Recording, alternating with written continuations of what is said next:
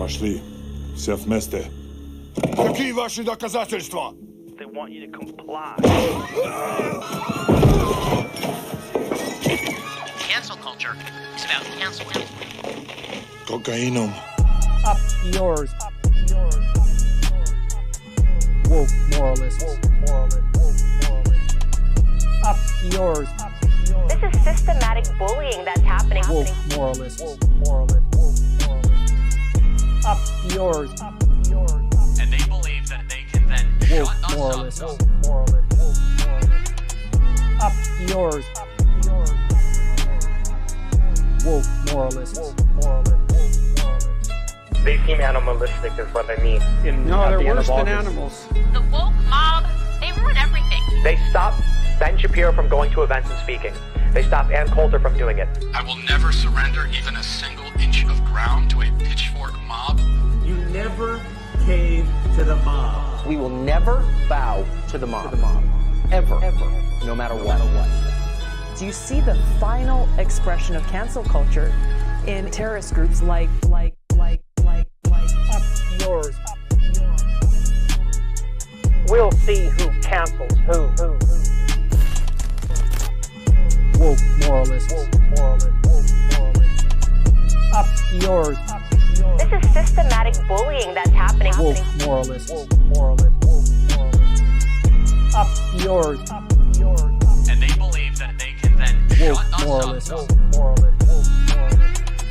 Up yours. Woke moralists. They seem animalistic is what I mean. No, they're worse than animals. The woke mob, they ruin everything. They stop Ben Shapiro from going to events and speaking. They stop Ann Coulter from doing it. I will never surrender even a single inch of ground to a pitchfork mob. You never cave to the mob. We will never bow to the mob. Ever. No matter what. do you see the final expression of cancel culture in terrorist groups like Up yours. We'll see who cancels who.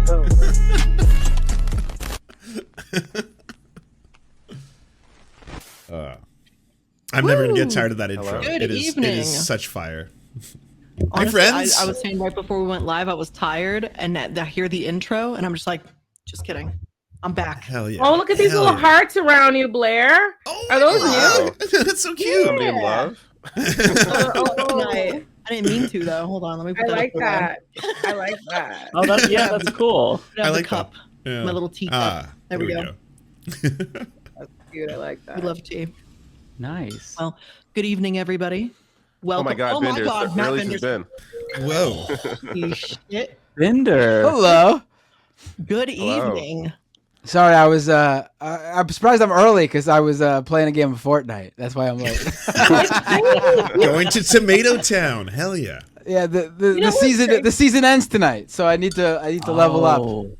I feel like I've never heard you talk about games before. I don't think I knew You play games? Yeah, I'm not much of a You a gamer. gamer, I got bro? into Fortnite because of my son. So he's 7 and he loves it. So That's cute. All right. I originally helped him, and I helped him get to like level 100, and then while doing that, I set up my own account, and then I started leveling up, and I was like, oh my God, I could do it too. so I'm trying to get my own account to 100. Nice. Bender and I had a pretty epic games match on Twitch where we played Fall Guys, and I believe I won on one of the matches, if I'm remembering correctly. Yeah, that was like You got a crown. That's like almost 2 years ago now, though. That was a while. Yeah. David and I played. What was it? Was it Mario? It was one of the Mario games. It was a Mario game, yeah, where you could play at the same time. Yeah, that was really fun Yeah. too. It was fun though, yeah. Yeah. We need to do like some sort of a video game matchup or something like that. I think that would be fun. Maybe with our new Discord, it'll be easier to set some stuff up. Yes. Oh, right. Preparing our new Discord server. We have some amazing mods in there working right now and getting it all set up. We do have our subreddit officially, which has been around now for a week, r/the Leftist Mafia. And so far, everyone who's been posting there has been really great. Been seeing some great suggestions and great memes and great comments. And I'm excited for hopefully, what we're all going to be able to share with each other. It's going to be cool stuff. Yeah, it's a great subreddit already. You can tell. And there was a post in particular that I loved. They asked, what's a good name for the fandom? And they came up with the mob. And I really love that. So the mob it is. Mm-hmm. Absolutely. What I want is us to Wait, don't we need to give it like a name that fits the mafia thing? Like, shouldn't we call them like the consigliere or something like that? Something that's how is the mob not associated? Who's spelling that? What I want, forget Bender. Forget Bender. True. It's like bourgeoisie. No one knows how to actually spell bourgeoisie. No one ever will. It's just one of those things. It's unknowable. That's the whole stuff. If we're gonna have a mafia, what I want is my own sex division and gang. Y'all are free to do whatever you want. But I want that formed. Y'all can figure out what territory amongst yourselves that it belongs to me. Figure that out. I would y'all want a name, but I want my own block. Absolutely, as you should. All right, figure that out. Yeah. Wait, so someone in David's chat said we should call it the family. Right? I like that. The family. The fam. The family. Well, so far the roles I have set up for us in there is I have all of us up there are the Dons. The admins are the consigliere. The mods are going to be the bodyguards. And then we have the mob as like our general kind of role. And then for kind of our MVPs, special folks we invite on or any of that, we have a special role called the Associates. Oh, I love it. Maybe we should call the server the family, because right now I just have it titled as the Leftist Mafia. It's kind of lame. I mean, the name is cool, but like not for a Discord server. We got to be cooler than that. That's a good name for the server. Yeah, the family. Yeah, I'll change it to the family because we're a family here. Cool. Yeah. Hey, forget about it. Okay, so I do not condone or endorse this anti-Italian racism. I'm gonna be honest. Yeah, okay? I'm still seeing comments like that from some people. Like, I see get over it. It's too late now. We're not gonna change it. Yeah, it's. Yeah, although I was talking to it was a politician, like a lawmaker from a state who I was considering bringing on my show, but I'm like, well, there's a couple of different options. Maybe you could bring you on the Humanist Report or the Leftist Mafia, and it kind of feels weird where it's like where you're talking to a politician, like, yeah, it is what it sounds like. It's tongue in cheek. Seriously, like, yeah, no, it's tongue in cheek. I've always thought that the whole like cancel culture, woke moralists. I maintain that it's cute. Thank you. I think it's cute. I like it, but I envision like a Democratic politician or a socialist, for example, like getting attacked by this right winger who's like, "Oh, they went on the Leftist Mafia podcast. They think this is a joke." I mean, who cares what they think? But I think it would be, a little bit real. Like, okay. I'm the least serious fucker on here. Okay. maybe we could go by a name that's G-rated for when certain guests come on. Well, aren't you part Italian? The left fellas or something like that.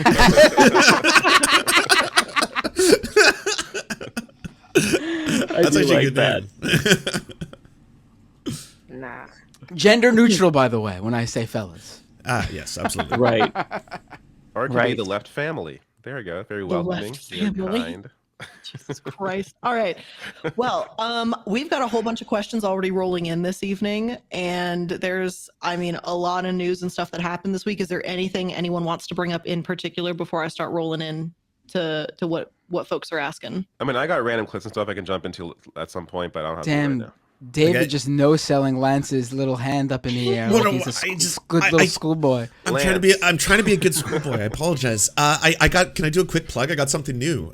Can everyone who's watching in all of our different platforms go to youtube.com/@mindexplosions. They're basically like BuzzFeed garbage videos about cute animals, sloths, the world's cuddliest bears, stuff that have agitprop in the middle of the videos. So go to youtube.com/@mindexplosions, and you'll get to learn cute things about sloths, amazing cute animal facts, but you'll also learn about the lead industry actually was trying to lobby to get lead put into housing that disproportionately affected black communities in America and also contributed towards an increase in crime within those communities. But it's just randomly peppered in. It's going to be like, oh, amazing cute sloth video, and then you just randomly learn a little factoid. So that's my plug. Damn, I'm done.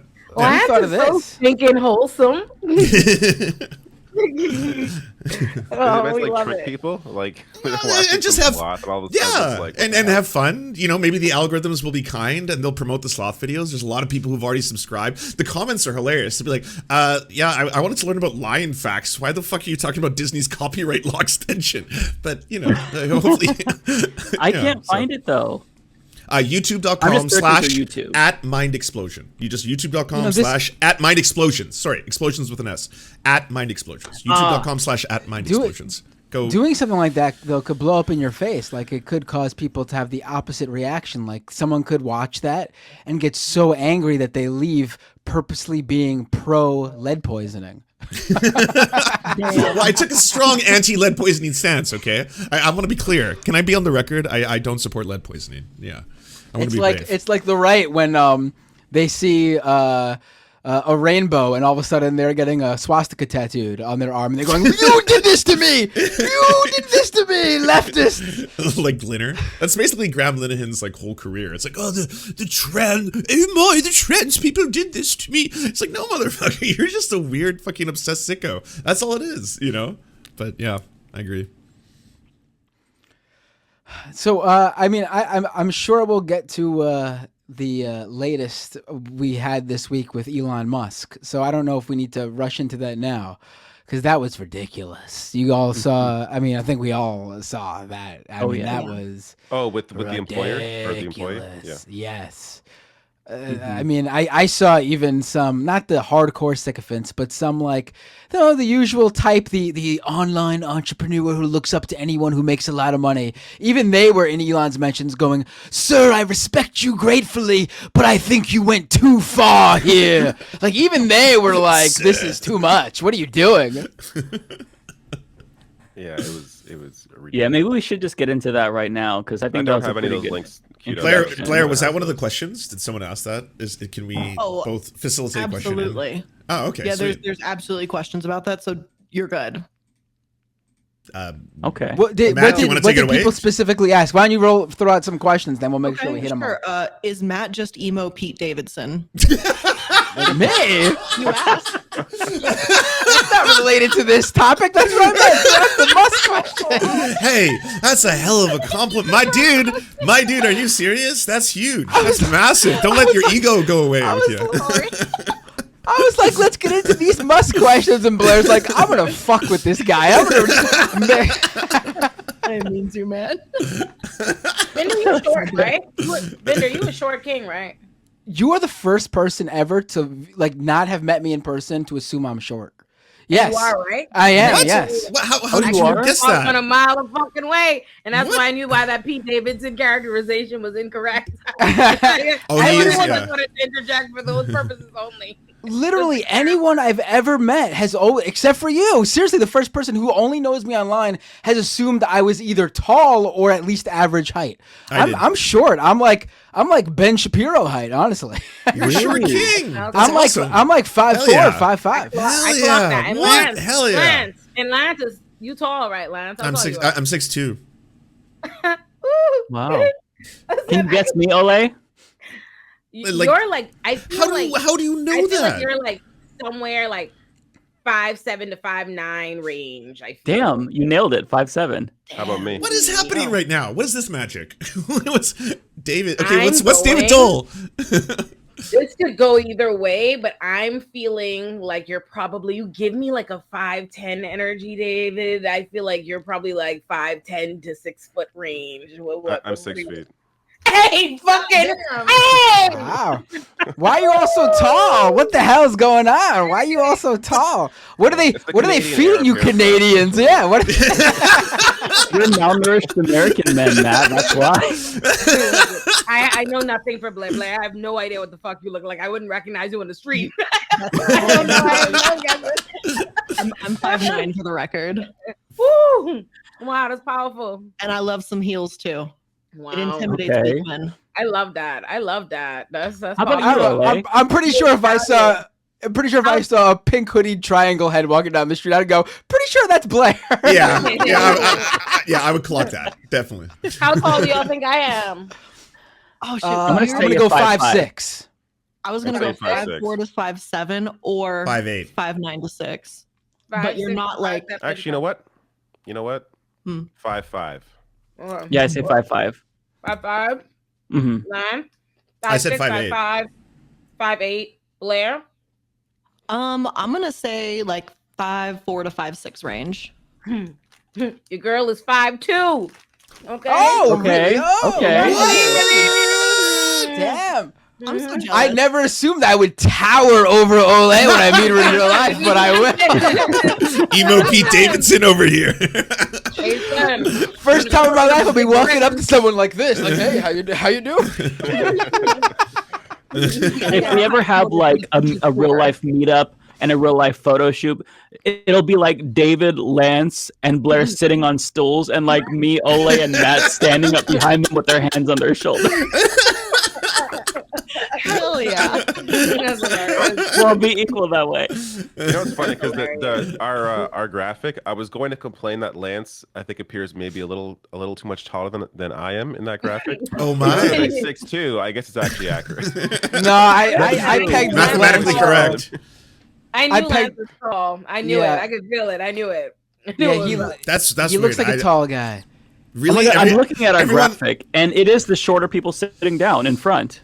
Okay. He looks like Lance looks like someone who would have played volleyball in college or something. I did not. I fall over myself all the time. So like I wasn't good at sports. I liked playing basketball. I liked playing badminton, volleyball, you name it, but I wasn't good at any of them. I'm a goof. Like I'm a klutz. I fall down a lot. That was my thing. Interesting that your two go-to sports were basketball and badminton. Yes, the most masculine of all sports. That's a weird thing. Wait, I gotta ask this. Why does badminton get a bad rap? Okay, badminton's fun. It's a good sport. Why are people? I like it. Yeah, I won't lie. I like it. I'm sure it's a good sport. It's just a bizarre second choice. What was the name of that sport where they played basketball with trampolines? Would that be the most masculine possible sport, the manliest sport ever? The one where you would actually murder ball? Was it murder ball? Where you would actually there was a league that people would play and it was competitive and you had to bounce on trampolines but it's dangerous one as year fuck. Where it was like taken seriously, or they tried to like a serious league or something. I'm pretty sure, and then no one really took it seriously. Well, it's quite a bit of foolishness. Come on, like just to watch it play out. I just watched it for the crashes. I was like, I just want to see two human beings smash into each other at a high velocity, going from two trampolines. But yeah. All right, sorry. we've Questions? got Yes. Elon Musk. We get so much hate for being unstructured and not having what's the point of the show? You know?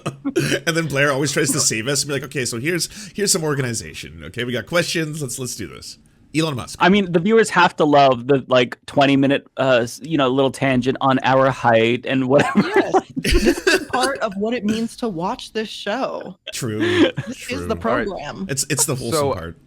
In terms of tabs for this, Bender, I'm just going to use whatever screenshot because you took screenshots of the back and forth. Oh yeah, I have it on my Twitter. Yep. Oh, perfect. So I'll just use that to at least the basis for it, and then we can go from there. Yeah, that's perfect. Let's pull those up. Yeah. Yeah. Because it is honestly recently there's been a number of layoffs in some pretty big companies, especially in big tech. And some of these companies handle this worse than others. Oh, and of course story. You get those those rise and grind CEOs who do the videos of them crying as if they're the victims after a big layoff. There's all sorts of terrible layoffs, ways that companies treat their laid off workers. But this was next level. Now imagine the scenario where you're laid off, but the company doesn't tell you. And you don't know for 9 fucking days that you don't have a job. You go through all the private channels. You go to your HR. They don't know your employment status. They literally say to you that they don't know if you're employed or not. And so you're forced to then go to your CEO in public, who just happens to own a social media platform, and he's the most followed user with 130 million followers. And you simply ask him, hey, do I have a job or not? Not complaining either way. Just let me know so I know what to do with my life.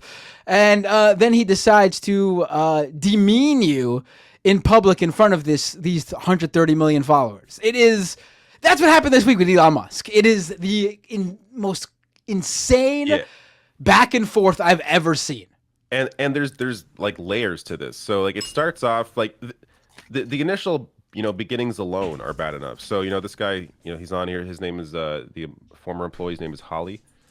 Says, it's his nickname. Yeah, he's a Icelandic guy. His background is like Elon Musk picked the worst guy to fight with. If he wanted to look, if he did not want to look like the world's biggest douchebag, he picked the absolute worst guy to do this with. This is a guy who won Icelandic Person of the Year this year. He is a designer who's well respected in the industry. His agency was so talented, and he himself was so talented that Twitter acquired his design agency in 2021 specifically for the purpose of bringing this guy, Holly, and his team in-house. Like, they didn't want anyone else to use them because they were that good. So that's why they even acquired the company, to hire this guy. And he suffers from muscular dystrophy, so he has a disability. He's been wheelchair bound for 20 years. But because of the treatment he received under the Icelandic social welfare system, he chose to get paid out by Twitter when the company was acquired in the way that would maximize how much in taxes he would pay to Iceland, to his home country where he lives. Wow. He wanted to pay more taxes because he was so grateful for how their social welfare system is set up and treated him when he needed it before he was successful. So he also has this organization called Ramp Up that's building like thousands of wheelchair accessible ramps all throughout Iceland. This is like, so he's a Giga Chad, like of the highest order. Yeah. Yeah. Yeah. You do not get more Giga Chad than this. Yeah. Yeah. Okay. And so, he wanted to know if he was employed or not. Someone else want to read it? Because I feel like I've been talking too much. Yeah, so he says here, Dear Elon Musk, 9 days ago, the access to my work computer was cut along with about 200 other Twitter employees. However, your head of HR is not able to confirm if I am an employee or not. You've not answered my emails. Maybe if enough people retweet, you'll answer me here. And Lance, why don't you be Elon? Lance, why don't you be Elon? What work have you been doing? I would need to break confidentiality to answer this question here. If you have your lawyers share in writing that I can do that, then I'd be happy to discuss that openly. I'm just going to interject here and say this is a moment in which Elon Musk 100% talked to nobody and just was tweeting. Like, I have no proof to this. I don't have anything that can actually like demonstrate that. But this just looks like someone's like, yeah, sure. It's approved. You go ahead. So he goes through his whole history. Yeah, you don't have to go through. He basically lays out all the things he did while working at Twitter. One of those things is that he saved $500,000 for the company, renegotiating a contract with this design company. They create like an application. Well, actually, the contract is now with Adobe. It's an application called Figma. Adobe purchased it last year for like $20 billion. Can we also add, for anyone who doesn't understand why Elon Musk is laughing at that? I think he thought that someone was saying ligma as in like ligma balls or ligma nutsack. It's like an internet meme that most people know. And so someone said Figma, which is a program, and then he was like lol, as in this whole thing was like a troll job or something. Wow. Yeah. Yeah, it would not surprise me if he didn't know what Figma was. See right here. It seems pretty clear. Why are you laughing if one of your employees says the program that people use to do this? You'd only laugh if you thought he said like Figma balls. God. Yeah. Dumbass. Such a weird person. Wow. Also, when he says all active design projects, he's probably not even like embellishing a bit. The guy was the lead product designer of Twitter. Like I said, guy ran a highly successful agency. They specifically bought his company to bring him in-house. This guy probably was involved in every, as a managerial role, overseeing everything. Probably was involved with every design project since he was brought on. And then Elon Musk comes back later on, replying to somebody else saying, the reality is this guy who is independently wealthy which is funny coming from a guy who inherited an emerald mine. Said, did no actual work, claimed as his excuse that he had a disability that prevented him from typing, yet was simultaneously tweeting up a storm. Again, weird for Elon Musk to claim that someone else is tweeting up storms. Can't say I have a lot of respect for that. True. But was he fired? No, you can't be fired if you weren't working in the first place. Is Olay still here? I see that her video is off. We need to. I think we need to. Okay, I was gonna say we need to refer to a lawyer here about the possible things that Elon Musk just got himself into by describing in public these private details about this guy's disability. Now, I saw some Elon sycophants defend Elon here, saying that Holly, the guy he's attacking, is very open about his muscular dystrophy. Again, he's a disability advocate and activist. That doesn't give your employer just because I go around in a wheelchair. If I'm disabled and I need a wheelchair and I go around in a wheelchair, just because people could see I'm in a wheelchair doesn't mean my employer could go around and go like, look at this motherfucker in a wheelchair. You know what I mean? Like, what I absolutely love about this is I think this is one of those moments where lawyers, like, have you seen that old Axe commercial where all the women just like run out of everywhere for like that one dude? I think every single fucking lawyer in the world was like, oh my God, like pro bono, we will take this case on, whatever you need. This is the best example of someone who has so much money in a position of power, publicly creating the evidence for the case. It's such a win-win, you know? Like, he's absolutely going to be fucking sued. Oh yeah. The whole coming. Yeah, that goes. I was gonna ask earlier whether or not the lawsuits had already started rolling in, or are they waiting to class action it up or something? Because he's gonna. All this is crazy. This is fucking nuts. Like this is fucking nuts. Listen, it's fucking the nuts. richest human. The law isn't. It's if it feels crazy to you, it's crazy. You know what I mean? Like,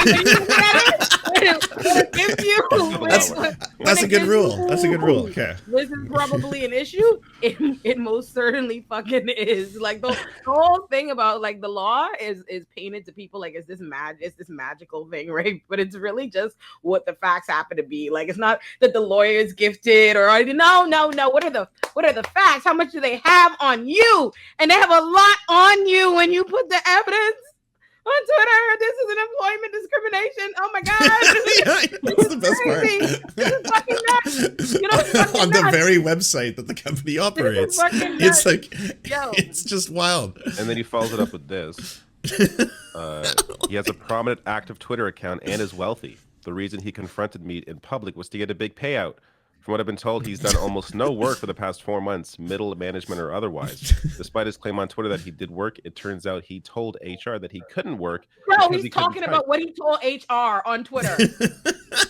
It's the most divorced statement that's like ever been the made. thing. Like even if his disability was public and that is something, it doesn't matter. But even if it did, he also told them specific things that his disability limits him on, like the typing stuff that is not public information that this guy is just throwing out there. It's just over. Continue reading. I just can't believe this shit. Where was it? And so I got brought up something. Well, it was actually a TikTok that I saw, and it posed an interesting question. Do you guys remember back in like the 2008 recession? This is related to what we're talking about, I promise. Mm-hmm. In the 2008 recession, when Circuit City went out of business, right? Circuit City goes down, and a whole bunch of people realizing that Circuit City doesn't have an active HR anymore, so there's no way to verify employment. There were a whole bunch of people that all claimed they did certain things at Circuit City to essentially advance their careers because there was no way to double check that. Oh, I didn't know that. This tweet thing proves is that there's no active or viable HR department right now. So honestly, if someone's going to try and grift to try and do better at their job and get somewhere else, they pose the theory, why not say you worked for Twitter? There's literally no way to verify it. Elon proved that. There's no one fact-checking shit. Because if he did, he would not have probably said those things he said. Or maybe he would. He's kind of stupid. But like, maybe he did. Don't try that at home. There's not active HR. Get the grift. Everyone's worked for Twitter now. We've all worked for Twitter. I'd say, broadly speaking, all people shouldn't try this at home. This is Don't do this. This is very bad advice. It's very unethical. Yes. Don't do it. Don't do any. The lawyers apparently got a hold of him. Yes, the lawyers apparently got a hold of Elon Musk here. He's so fucking stupid. I'm not lying. As somebody who is an attorney and like has people who work underneath you, if they say to me on the phone they have a headache, I cease to talk. Nothing further will be lobbied as a disability infringement against I. If they even suggest to me, if they even fucking suggest they need some time off, they feel stressed, I'd be like, take the week! Take it! Take it! You're not gonna sue me! You're not gonna Twitter thread me! This motherfucker is wild! Like, I can't believe, like, he didn't, like, set on fire from the stress of the lawsuit as he was typing all this shit. This many paragraphs. I was like, you mean to tell? And you know what's sick? You want to hear what's cyclical about this? The reason he's able to fuck up and say all this shit is because he increased the fucking characters. Him doing bullshit set himself up. Because why? If you just had your basic 280 characters like a reasonable fucking person, you wouldn't have gotten into all of this. But you done wrote a fucking treatise to be written up into the civil complaint. This lawsuit's gonna go nuts. If I was him, let me tell you something. I would be at therapy immediately. I'd be at my therapist just talking about how stressed out I am because I gotta be. Because listen, let me tell you something. I'm gonna get you for everything, not just employment discrimination and everything. I'm gonna get you for. I'm not even thinking negligent infliction of emotional distress, intentional. And fucking intentional, and I'm gonna go to therapy, and I'm gonna run it up, and I'm gonna run it up, and I'm gonna run it up because you need damages, you need damages. So what? Are you serious? That's the brakes off Elon Musk. What? I couldn't wait. I'd be in the lawyer's office like this. Yeah.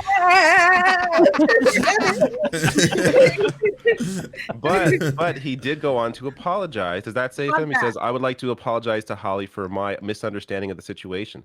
It was based on things I was told that were untrue, or in some cases true but not meaningful. He is considering remaining at Twitter." The lawyers called him. The lawyers called him. The lawyers said, hey. What the fuck? He's considering remaining at Twitter. This guy ain't staying at Twitter. That was that guy being too nice in a video call where he was looking Elon in the eyes and said, "I'll consider it," because he seems like a nice guy. Yeah. That reminds me. I almost forgot about the most amazing part of this story. He comes back at Elon. So I retweeted this thread because it was. This is before the apology to be. Fair enough, it'd be really funny if this guy saw the apology and then started, "I don't accept your fucking apology, you piece of shit." So yeah, that would be funny. But so he goes on to completely rip Elon apart, but in the most amazing, like, laid back way. He says, "Hi again, Elon Musk. Hope you are well. I'm fine too. I'm thankful for your interest in my health. But since you mentioned it, I want to give you more info. I have muscular dystrophy. There's many effects on my body. Let me tell you what they are. My legs were the first to go. When I was 25 years old, I started using a wheelchair. It's been 20 years since that happened.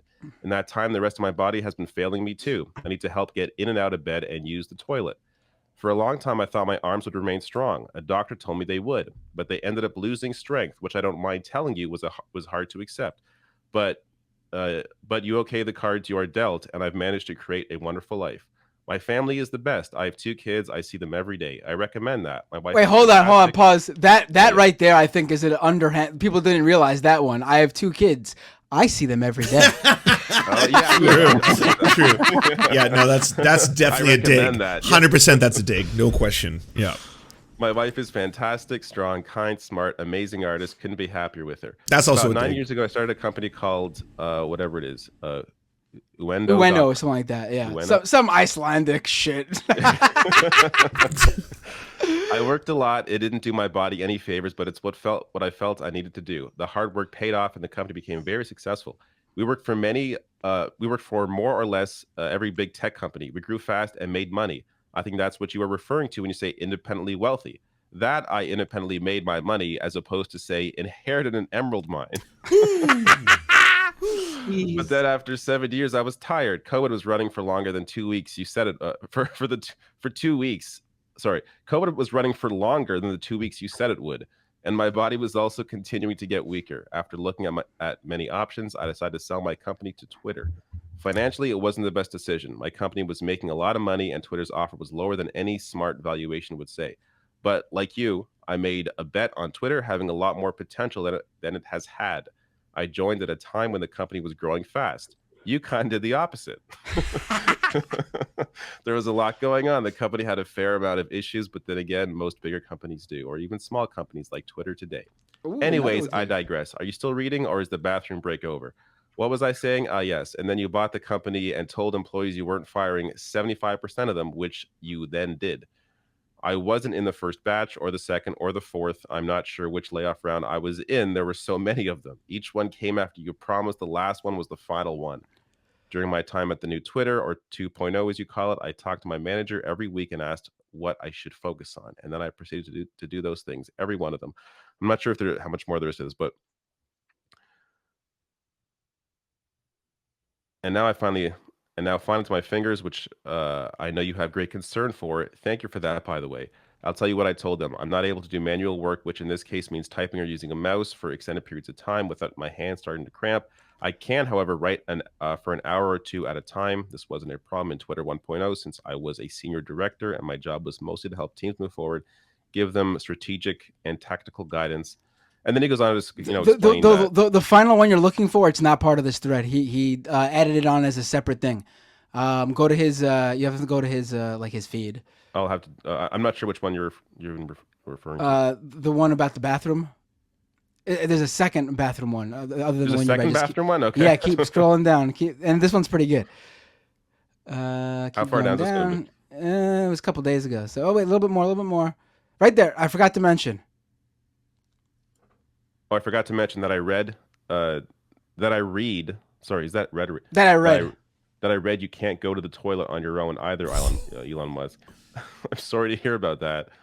I know the feeling. The only difference is I can't do it because of a physical disability, and you're afraid someone will hurt. Someone you hurt will attack you while you poop. So apparently, right before, like the day this all happened, there was a report earlier that day that Elon Musk is constantly flanked by 2 bodyguards while he's at Twitter because he's afraid that the employees there are going to like stage like an attack on him or something.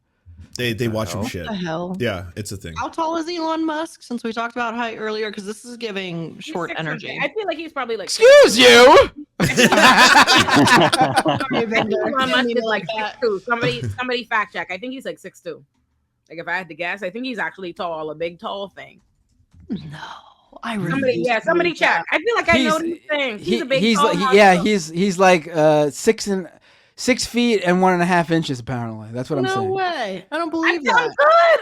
Listen, y'all can't see me. How tall is Elon Musk? He's 6'2". I saw 6, but it's on same top of that, thing, I saw this happen. That makes me ashamed to be 6'2". 6'2". I'm so good. Elon Musk apparently asked managers at Twitter to nominate their best employees for promotion, then fire the managers and replace them with their lower paid nominees. Is that legal? That doesn't sound legal to me. It sounds dictator though. I feel like everything he's doing is what you'd expect a dictator to do, and then it's like it's been amazing because it's showing just like every single leftist who's always been talking about the problems with capitalism, and if you have these people and CEOs and boards who have all this power and control over their employees, you're going to do super shitty shit. He's like the cartoonish version of that. He's doing everything, asking people, why am I not viral anymore? And then they're like, because you're not popular, sir. And then be like, fired, away with you. And then like, I want to be more popular than Joe Biden. Make it happen. You go goblin mode right now, all of you, and make me more popular than the president of the United States. And they have to do it, and we're just sitting back and watching this whole fiasco. I gotta say that sounds like some like bite him in the ass, like something's gonna bite him in the ass. That one sounds like some like comic book villain type shit, like Green Goblin telling Spider-Man like pick someone to save, and he picks Mary Jane, and then Green Goblin's like, Mary Jane, if you want to live, you must now kill Spider-Man. That is what the Joker does in The Dark Knight, where he's like, we're having auditions, and then snaps the pool stick in half and gets them to kill each other to like show their loyalty. That's what he's making. He's doing that in real time. It's crazy. It's nuts. It's nuts over there. I can't believe. I mean, a testament to the people who built Twitter before Elon Musk came along that site's still fucking up. Barely, but it's chugging along. But it's clown shoes, right? Like the other day, you all saw when the pictures just stopped, and it was like API, user, HTTP plus, all that kind of stuff, and you're just like, well, this is clearly like when someone stops repairing a car. Like the car will still work for a little while, but eventually parts are just going to start exploding, right? Like a Tesla. Like a Tesla. I guess this is on par for him. It helps to explain. Did you see that Tesla? Did you see that Tesla's currently being sued by two separate people who claim that their steering wheel came off in the car? Literally, that Tim Robinson sketch where the guy just wants a car with a great steering wheel. Do you remember? Do you guys have seen that show? I think you should leave on Netflix. You haven't seen that? What's it called? Oh my god! I think you should leave. It's a really sketch funny. comedy show. Leave? I think you go should watch leave. it real quick. Yeah, that's the name of the show. Okay, I'll check it out. Oh yeah, Blair, I've seen the show. I don't the sketch. I'm not remembering the sketch. With the guy at the focus group, I just saw the most incredible comment I ever seen in my life, and I just wanted to point it out. Someone said, "Who is Olayemi? A YouTube person? She's always quiet when I'm on." What? You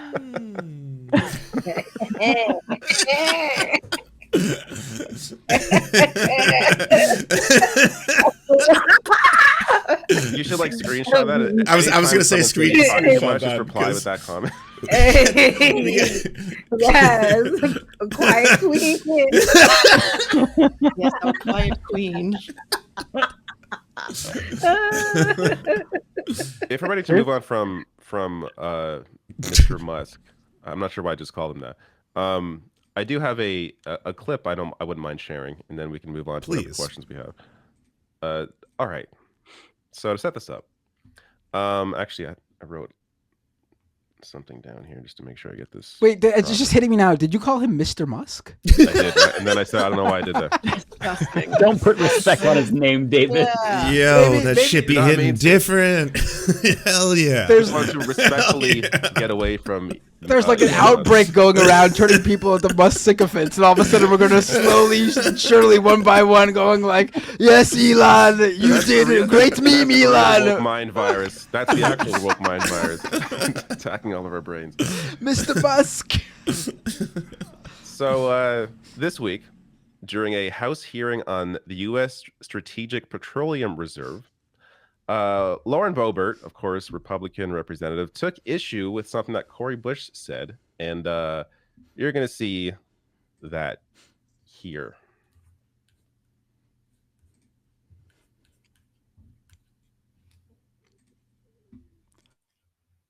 Thank you, Mr. Chairman. I would like a parliamentary. Let me turn this. Let me know if this volume. I have a little volume thing here in my tab. I'm not sure if it actually applies to when we're streaming, but let's. I think it still does. Yeah. Okay. Thank you, Mr. Chairman. I would like a parliamentary inquiry into taking down the gentlelady's words, the ranking member's words, for insinuating that our witness made white supremacist statements using his words. Oh, Jesus. Okay. Everyone's like, what do we do with cannot this take shit? down words that are directed toward a witness only to other members. As I was saying, the African and African American Studies Department, this is the quote, has 23 classes.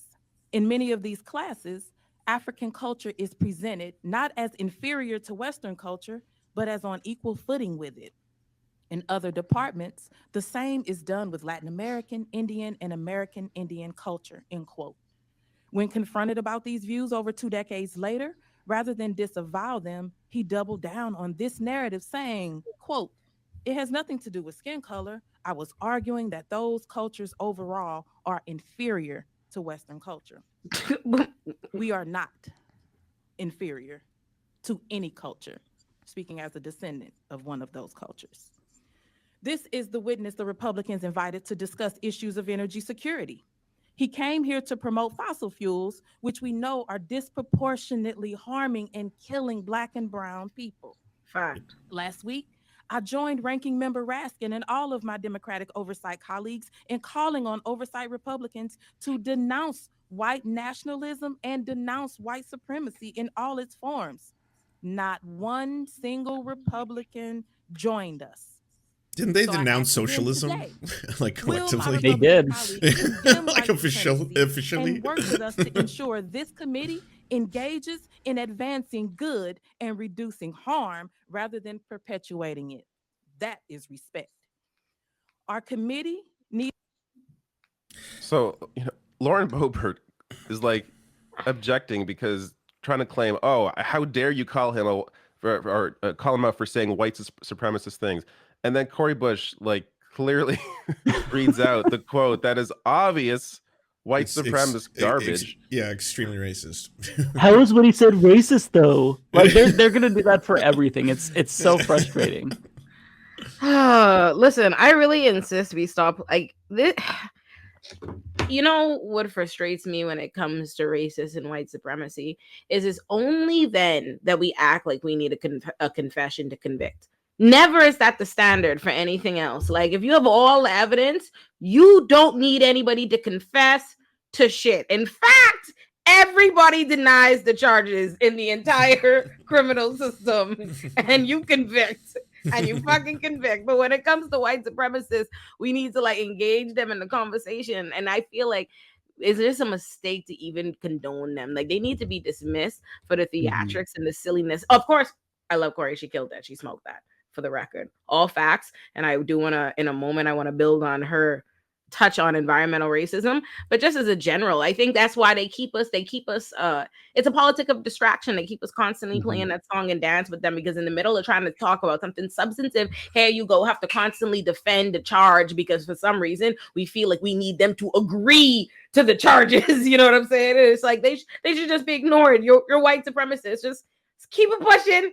Let's keep it pushing. Because Republicans don't accept the same level of politic distraction from us. And I think that's what's important. Republicans do not stop to engage. You know what I mean? They just go rampaging on with their bullshit. And they don't care. Logic, facts, stats, whatever. Fuck y'all, foolishness. And they just run on. And I think that's what we need to do. Like sometimes I think it's a mistake for us to get in the weeds with them. But on the environmental racism tip, I think that's something that's not being talked about enough, even from the angle of like Pop City being covered now, and they are intentionally downplaying that. They're presented like it's just a facility, it's just a training facility, rather than y'all are trying to clear 350 fucking acres of land of the forest that is there to protect this I think over 50% of Atlanta are Black people. And the forest is there to literally protect from over flooding, overheating, all of this, and you're gonna go clear the forest. That is environmental racism, and that brought me to this that I meant to tell you all about weeks ago, but I forgot because I'd be fried. I feel like we should show people the trailer for this thing called this documentary I went and saw called "The Smell of Money." I'm about to send the link to our group chat. I feel like we should show the people that because it's amazing. And honestly, I don't want to explain it when the trailer's perfect. Right before you play the trailer, I just want to also add to that because I know there's some Canadians watching. In Canada, we do the exact same thing to Indigenous people. Like the bands in Saskatoon, where my mother grew up, there is just direct pollution that is put into areas, and they're highly concentrated around Indigenous communities, Native communities, First Nations communities. The environmental racism is not unique to America. It's something that is taking place. It takes place in Australia as well. If you look at what happens to the Indigenous people in Australia, exact same situation. You know, it's the same thing. Like colonization kind of plays out the same way in globally, around the world. Bing, David, I sent the link. Watch the trailer.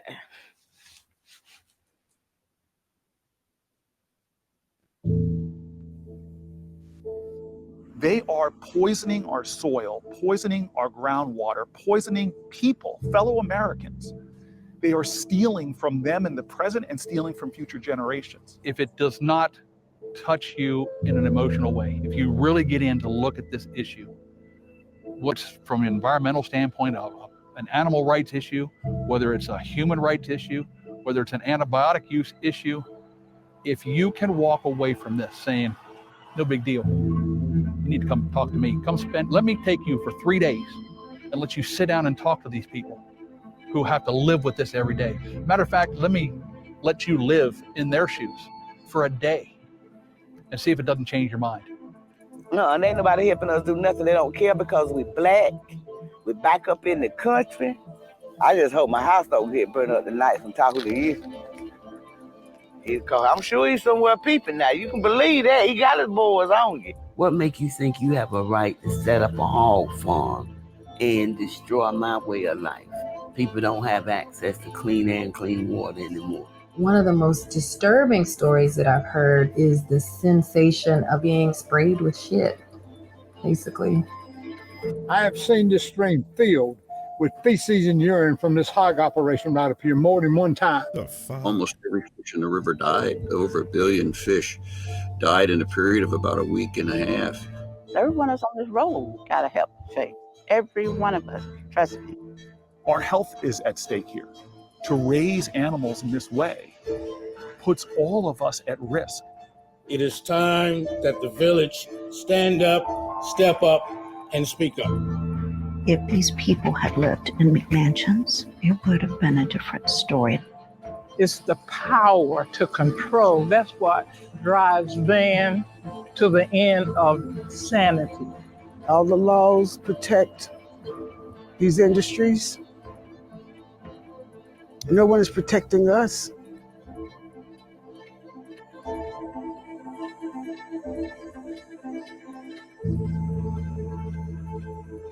Powerful. Yeah, that looks great. Yeah, it's crazy. Yeah. Yeah, it's crazy. I watched the whole thing in a screening, and it's like this. I believe it's in the Carolinas, where it's like the largest hog farm operation, where basically all of this is happening. And right next to this like little Black community, they are that entire cesspool there and spraying it onto these people in their homes, and they are ill and dying like for generations and suing. And they finally, they sued like many of them, and they have to keep defending these lawsuits, and then they're dying before they could even get a penny, and it still hasn't stopped anything. The fact that they are just spraying this and killing these people, and these are homes they've lived in for generations and generations and generations. It is incredible. And I just thought it was a really moving documentary, because when you hear environmental racism, that's not something that's not in the mainstream. People don't know. They just think you're throwing something out there, or this is happenstance. They don't understand that. So I think it's important to provide these concrete examples of like how this works, how they get the laws, how they set this up, and they do this to particular communities, and what environmental racism really is, and what it is to poison the air, poison the water, which you see in Flint, Michigan, and Black communities, and these kinds of things. Like that's what environmental racism is. So that's the end of my contributions tonight. And then you'll see like people like I think it was JD Vance, might have been today. He claimed that people in East Palestine, Ohio, after the derailment, they're being ignored because they're white. That's his claim.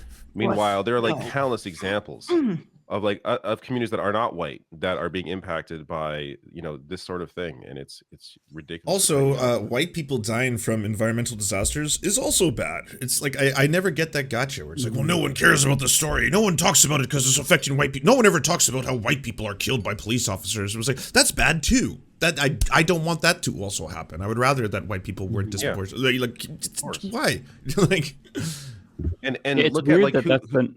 When it comes to the parties, clearly obviously in terms of leadership, not much is getting done. But for people who in those parties that actually are trying to do something, who what party are they with? It's the Democratic Party.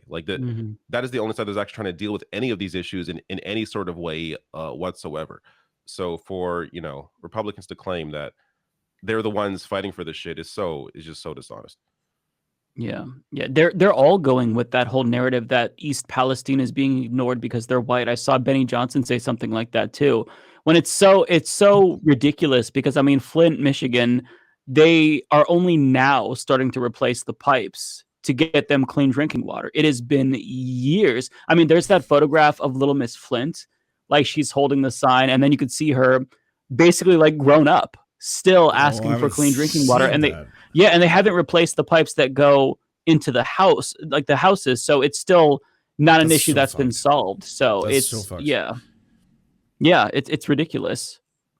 I hate to be a broken record here, but there's almost 40 reserves in Canada, Indigenous reserves, that also don't have clean drinking water, despite the fact that Justin Trudeau, the Prime Minister, the blackface guy, said that he was going to handle that as a campaign promise. So just going to throw that out. Well, I mean, we should know. You know. In case you didn't know, yeah, that's all. I'll refer to him from now on. But yeah, it's a problem here, fucking too. Like just environmental racism's a thing, and like, you know, it's one of those aspects where it's like it sucks. This is like this intersectionality. This is a cross where both you can see there's a capitalist incentive in order to be able to go through Indigenous land, put pipelines through Indigenous land, destroy Indigenous land, and clean drinking water that lands there.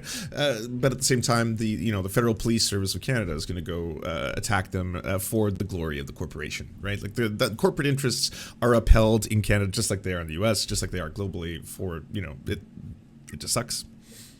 It's the reality. Yeah. Well, what it is too is it comes down to something that I believe we now call sacrifice cities or sacrifice zones. And it's obviously the EPA is not super well funded on everything, even though they're trying. So essentially, these are just geographic areas that are being labeled as permanently impaired by heavy environmental alterations or economic deinvestment through locally unwanted land use. Essentially, in these zones typically exist in either low income or minority communities, because these companies are able to get away with this shit. And then essentially when these health risks become too much to them and stuff, it's not worth cleaning it up. So they just abandon them in these communities. The reality is Flint could have been fixed, and it wasn't. And it has become a sacrifice city. Like, it could have been fixed. This could have been stopped if people cared and if the right authorities were in place to actually take advantage of being able to fix this issue. And they didn't, because it wasn't worth their time. Why? Why don't we take a look at the demographics of who's in Flint, Michigan, and how those people in that state felt? There's literally a middle of the US that's called like the Cancer Belt or something, where a shit ton of low-income families live in these sacrifice cities and sacrifice zones. They don't get a choice. They can't just move away. They're stuck there and they have to live in that. They will die in that, and their children will, they will die in that too, and they will all suffer, and they don't get a choice. Because the reality is, it's not a problem to fix. It's deliberate.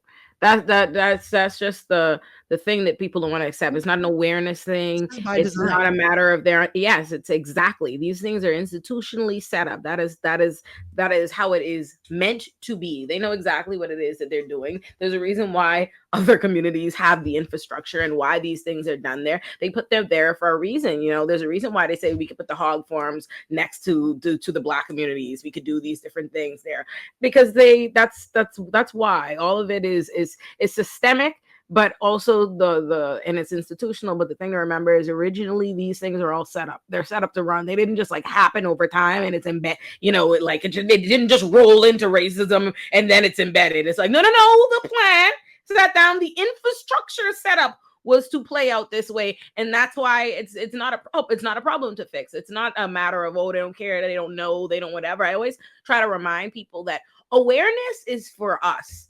Right? Awareness is not for the powers that be. And sometimes we get it fucked up that we think that we need to be making the powers that be aware of something. They fucking know. They're the ones they knew first. You know what I mean? They're the ones doing it. They're doing it. Everybody in the court is aware, right? I know what's happening. The judge knows what's happening. The prosecutor, we all know what's happening. The public. Awareness is for the public, because when the public becomes aware, if the public can get so mobilized around something, if the public can change what is acceptable, politicians, in order to maintain their power, feel compelled to do what the populace says that, they need to do, or whatever. If the populace expresses that outrage, which is why they do their best to suppress the populace from learning certain information. But awareness is not for the powers that be. It's not a mistake. It's not like, there's some shit going afoot and you just don't know the number to the powers that be to let them know. We have the most direct access to the powers that be than ever before. This isn't the times of yesteryear. We aren't the founders writing the Federalist Papers talking about how word of mouth might travel if we get some factions. Bro, we have Twitter. We at them. They fucking know. They reply to you and shit. They see it. They know. They're fully aware. I was going to say it's the exact opposite. They're spending time distracting all of us with candy. being like, hey, by the way, did you know these non-binary Skittles are no longer woke? Like, what the fuck is this nonsense? Now I'm really mad. I'm so mad at chocolate. I'm very mad at Dr. Seuss and chocolate. Mr. Potato Head is no longer Mr. Potato Head. It's Potato Head. The world has fallen apart. And meanwhile, you don't think about the real problems that happen. You don't think about the real things that actually cause all these, like, you know, your actual oppression. How your life is actually made shittier, like, in a multitude of ways. Yeah, a political distraction. Yep. Blair. Yes, let's continue. So we have a lot of questions and people asking our thoughts and opinions on Marianne Williamson. Like a lot of questions. I want Olay to go first. Marianne So do I. I saw that face. I want to set the tempo. Set the tempo. Come on. I ain't got nothing to say. Y'all have about that. Y'all have about that. Knock yourselves out. So I have a bigger breakdown on my channel this week. My first video on it. Basically, I don't know. Point is, she's not going to defeat Biden for the nomination. Just to quickly clear anybody that thinks that is a possibility. It's not the point. It's not like Bernie Sanders. It's not like Donald Trump. Voters on the right voters on the right vote because of emotion, that kind of thing. Democratic voters vote usually based on media narratives, based on what's comfortable, based on who they're told is electable. That's not Marianne Williamson. We're talking about a primary. We're talking about an incumbency in Joe Biden. So it's not like 2016. Williamson's not in government. So it's anyways, she's not going to be Biden for various reasons. Watch my video for more on that. In terms of, you know, whether this is a serious run, whether it's to sell her books, my point on that is that her intention doesn't matter as much as potential impact, and the potential impact, if she is covered, which I don't think she will be past this week, but if she is covered by the media, by mainstream press generally, then there is a potential there to have what she is discussing in her platform, which is a good, it's the working class message. It's a Bernie message. There is a good chance that could, maybe stop Biden from trying to just grab right-wing voters, is what, these runs typically try to do. They try to go after voters on the right as opposed to bring out new people to vote, is how Democrats should be trying to win. But I don't have much faith that's going to happen, because I don't think she's going to be covered, really. So regardless of her intention in the run, I don't think that matters as much as the potential impact, but that impact really, I think, is going to be negligible. But I don't know. If she uses watch my videos for more. Do you want to plug before I say something? But I was going to say, if she uses this as like an opportunity to basically go on mainstream media and then be like, hey, we should end the military-industrial complex. That's cool. So I'd be fine with that if that's like the extent of it, right? And like, Biden should probably not expand the amount of money the Pentagon's asking for weapons and bombs, and not do that thing. That'd be great. So if that's all there is to it, then yeah, I don't really have any opposition to the run, so to speak. And to be clear, she has been doing she has been doing that in interviews this week, and I guess last week. She has if you go to her site, a solid platform, and she's discussed it, and she's I think a solid orator for at least a certain audience. But I don't think past this week there's going to be a whole lot of talk about Williamson. Yeah, I mean, there's no downsides to her running. I think that for the left, there's only positives. I'm going to be voting for her in a primary. Like, why not? I don't want people to get their hopes up and think that there could be like another Bernie Sanders situation, because as David said, like, this is a primary challenger to an incumbent president. She has a near zero chance of winning. So best case scenario, she can kind of exert pressure on Biden or elevate the salience of particular issues. And that does matter. Like, that's not insignificant. I think that does matter. But in terms of like, there's like this sub conversation going on about whether or not she should have ran as a third party candidate. None of that matters until we actually change the institutions, because our institutions are set up so there is always just two parties. It's called Duverger's law. So what she's doing here is, I think, the best that she can to influence the conversation. And regardless if that is to promote a book or something like that, I honestly don't care, as long as she's talking about these issues, like she's talking about Medicare for all and healthcare. I love that. I value that. So if she brings that to the table and gets Biden to maybe do better, which probably not, but Biden ran away from a public option. So to recenter the conversation, on Medicare for all when we were kind of skewing further right and not even discussing a public option. I think that is important. So like to the extent that I'll support Marianne Williamson, I'm voting for her. I'm not going to donate any money, unfortunately, and I can't recommend that other people do the same because it's like we're stretched thin, right? There's other members of Congress that we want to see get elected, or potential members of Congress that we want to see get elected. So, you know, you don't have to get super invested in this. Don't get your hopes up. It's just, this is about messaging, period. End of story. That's you're all being very nice. Listen, I think she, as a person who's put herself out there, she seems like she believes what she says, and she seems like a very nice individual. But this run, what's behind it? Nothing. There's nothing behind it. I'm not going to tell someone not to run. Anyone who wants to run should run. But the whole point of pushing someone, if you're running a campaign, even if the point is you know you're going to lose, but to push someone, there's supposed to be a movement behind you. That's why Bertie's campaign was so successful. That's why those left-wing campaigns that just try to push someone towards the left are more successful, because there's some sort of movement behind them, or the individual is a well-respected, long-time person within the scene, the leftist movement.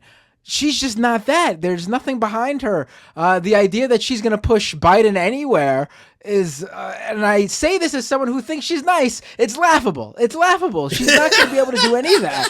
She isn't. And I'm saying she should run. She should run. She should do whatever the hell she wants. I like her. I like what she says. She just doesn't have that long-term standing within the left. Like I remember in 2016 when did she run? In 2020 she ran, right? Yeah, I remember in 2020 like she was like learning as she went. She was like asking people after a debate, what do you all think of Medicare for all? Because that wasn't her original position. And she saw that mind. Yeah, she went against it because someone brought up how like wouldn't private insurance be like abolished? She like it would. Oh, I'm against it now. Like she like changed. Listen. Wait, what? She changed her mind. Like what the hell? It's great if she changes her mind or whatever. But if you're gonna be that strong candidate who's gonna push the president of the United States left, you need some. You need something behind that. And she doesn't have it. She doesn't have that. Groups something. Yeah. I in my first video on that I mentioned as well. Like has she been building this for a couple years? Because it doesn't seem like it. It's more just like all of a sudden, I'm running for president. She has a nice graphic, and I don't know. I guess there's some money behind her somehow. But there's no. It does. I agree with you. It's just there's nothing that's. I respect that she's running as a Democrat and not third party, so she could play some sort of spoiler role. Because I mean she knows what her role here is, or what she hopes for it to be, and it's not that she's going to be president. It's that maybe she builds a movement or pushes Biden. But I don't see any sort of trajectory there. It just doesn't seem like that's the case. In her defense, though, like I think that most people acknowledge that this is an incumbent president Democratic Party primary, so it is really hard to generate a movement or excitement. Like if this were just a blank slate and this were the 2028 primary and it's a free for all, I think that there's more potential there. But when you're going up against an incumbent president, that is so difficult. Tell us on her, Mike. You say you would vote for her. What would be your pitch for her? If you was the chief of staff right now, you're trying to get us to vote for her, what would you say? Why are you giving her your vote? I want to hear. Because she's not Joe Biden. That's it. I would just say, I mean, in a primary, it doesn't really matter, right? Like it's a primary. Wait, Mike, can you to do the left of Biden? And if somebody else emerges that's to the left of her, like if we get a real commie, I'll vote for the commie. I'm just anyone who's not Biden is my small, teeny tiny, insignificant way of sending a message to the Democratic Party that they don't give a shit about that. Hey, Biden sucks ass. I'd like somebody better. But at the end of the day, it really, in the grand scheme of things, I hate to say it, folks, doesn't really make that big of a difference, right? I appreciate the substance that she brings to these conversations. I think it's really important. Again, like I feel like she's done better with regard to Medicare for all, and she has the facts and the figures down. And when she's gone on these interviews, the way that she speaks about Medicare for all in particular is really, really beautiful. So I appreciate that. But at the end of the day, in terms of getting power, it's going to be almost like, I'm not going to say impossible, but we're talking like 0.00001% chance of her winning a single primary. So I just don't want people to get their hopes up as they did like with Bernie Sanders in 2016 and 2020, because this is about the messaging and trying to shift the Overton window to the left, in my view. And that's really it. But could you phrase that in the form of an attack ad and use the attack ad like voice too? Be like, in a world where Marianne Williamson and play it all out. But the problem is though, like, listen, if she pulls off something, and I'll be happy to eat my hat. I'm not like, you're not wearing a hat. I'm not Mr. Pro Joe Biden or whatever. But she's just not the person. She just doesn't have that long standing, like, you know, and there's not many people either who can do it in who have that. You know, I know you could easily just throw out Bernie, but look, even Bernie has his limits. He's pushed Joe Biden as far as probably Joe Biden will go left. Like if Bernie, if Bernie came out today and said he was going to run a campaign, I'm sure that Biden would be worried and his people would be worried because that's someone who can mount an actual campaign against him. But even then, how far can Bernie push Joe Biden? He's already tried to do that, and we've seen where that goes. I mean, Biden is considering implementing the family separation policy. Like pushing him at all is going to be really fucking hard. It also just seems like there's very little appetite, at least right now, for a challenge to Biden. Like you can look at polls, and I've cited these polls where like most people do not want Biden to run again; they want somebody else. But when the rubber meets the road, like there's not really going like. At least for a Marianne Williamson, like it would have to be someone like a Bernie, and even then, I don't think I would want him to do it because it's this. I don't think it would be successful, and it would just kind of be a dud. Like, again, you're going up against a president. It doesn't. Yeah, it's good. Yeah. Any Democrat that primaries a sitting Democratic president is basically asking for their career to end that way. Yeah. They will never be looked at the same. Historically, yeah. They will never be looked at the same again. Yes. I mean, listen, I saw polls that within the Democratic Party, Biden's approval rating is way up. Which is so sad. Especially with young people. Especially the 18 to 29 demographic approve of Biden more than any other demographic. That doesn't surprise me. The alternative is like trans people shouldn't exist. That's the other side. Yeah. So like for a young person who like most of them are like they're in touch with this kind of shit, they see that. Yeah, obviously. If I looked over, okay, so what's the alternative to this fucking war criminal 1994 crime bill, creep show, smells women's hair? It's the elimination of queer people from the earth. Well then, yeah. So I'm gonna go with the first one. Not to mention like everything. Like it's just like this or fascism. Like that's that's it, right? That's what people are like, looking at. So all open of a sudden, fascism Biden looks mighty fine compared to that. Like, he looks great. Yeah, if ever there was a point in time that the Democrats were right to use the GOP boogeyman argument, not to excuse their terribleness, but like if ever there was a time for them to use that argument and have it land, it's right now. I mean, like, I don't know how close we are to the death camps, not to be hyperbolic, but it's bad. Like we're having Republicans openly call for the eradication of transgenderism. It's scary. Like there's actual organizations now. Somebody just reached out to me personally. I'm going to bring on my show who's trying to transport people out of the United States who are trans just to save them or get them into different states where they're going to be more safer. Like it's a bad situation right now. So I hate the Democratic Party. They're terrible, but there's just not even a comparison to the Republicans at this point. They're just so far beyond the pale and such a threat to democracy and the world that the whole lesser of two evil thing doesn't even apply in this instance. Like we're talking about like a force that can like crush the country and lead to genocide.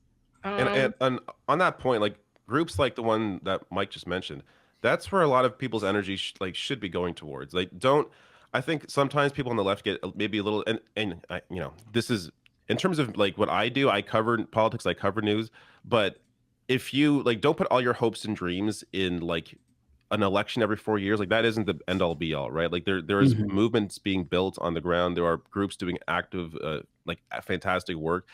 That's where your hopes should be at the moment. Like don't be thinking, oh, look at these people call themselves Leftist Mafia and they won't even back Marianne Williamson. Like that's a ridiculous way to try and look at any of these issues or politics generally. It's not about the election every 4 years. It's about what else is going on in between.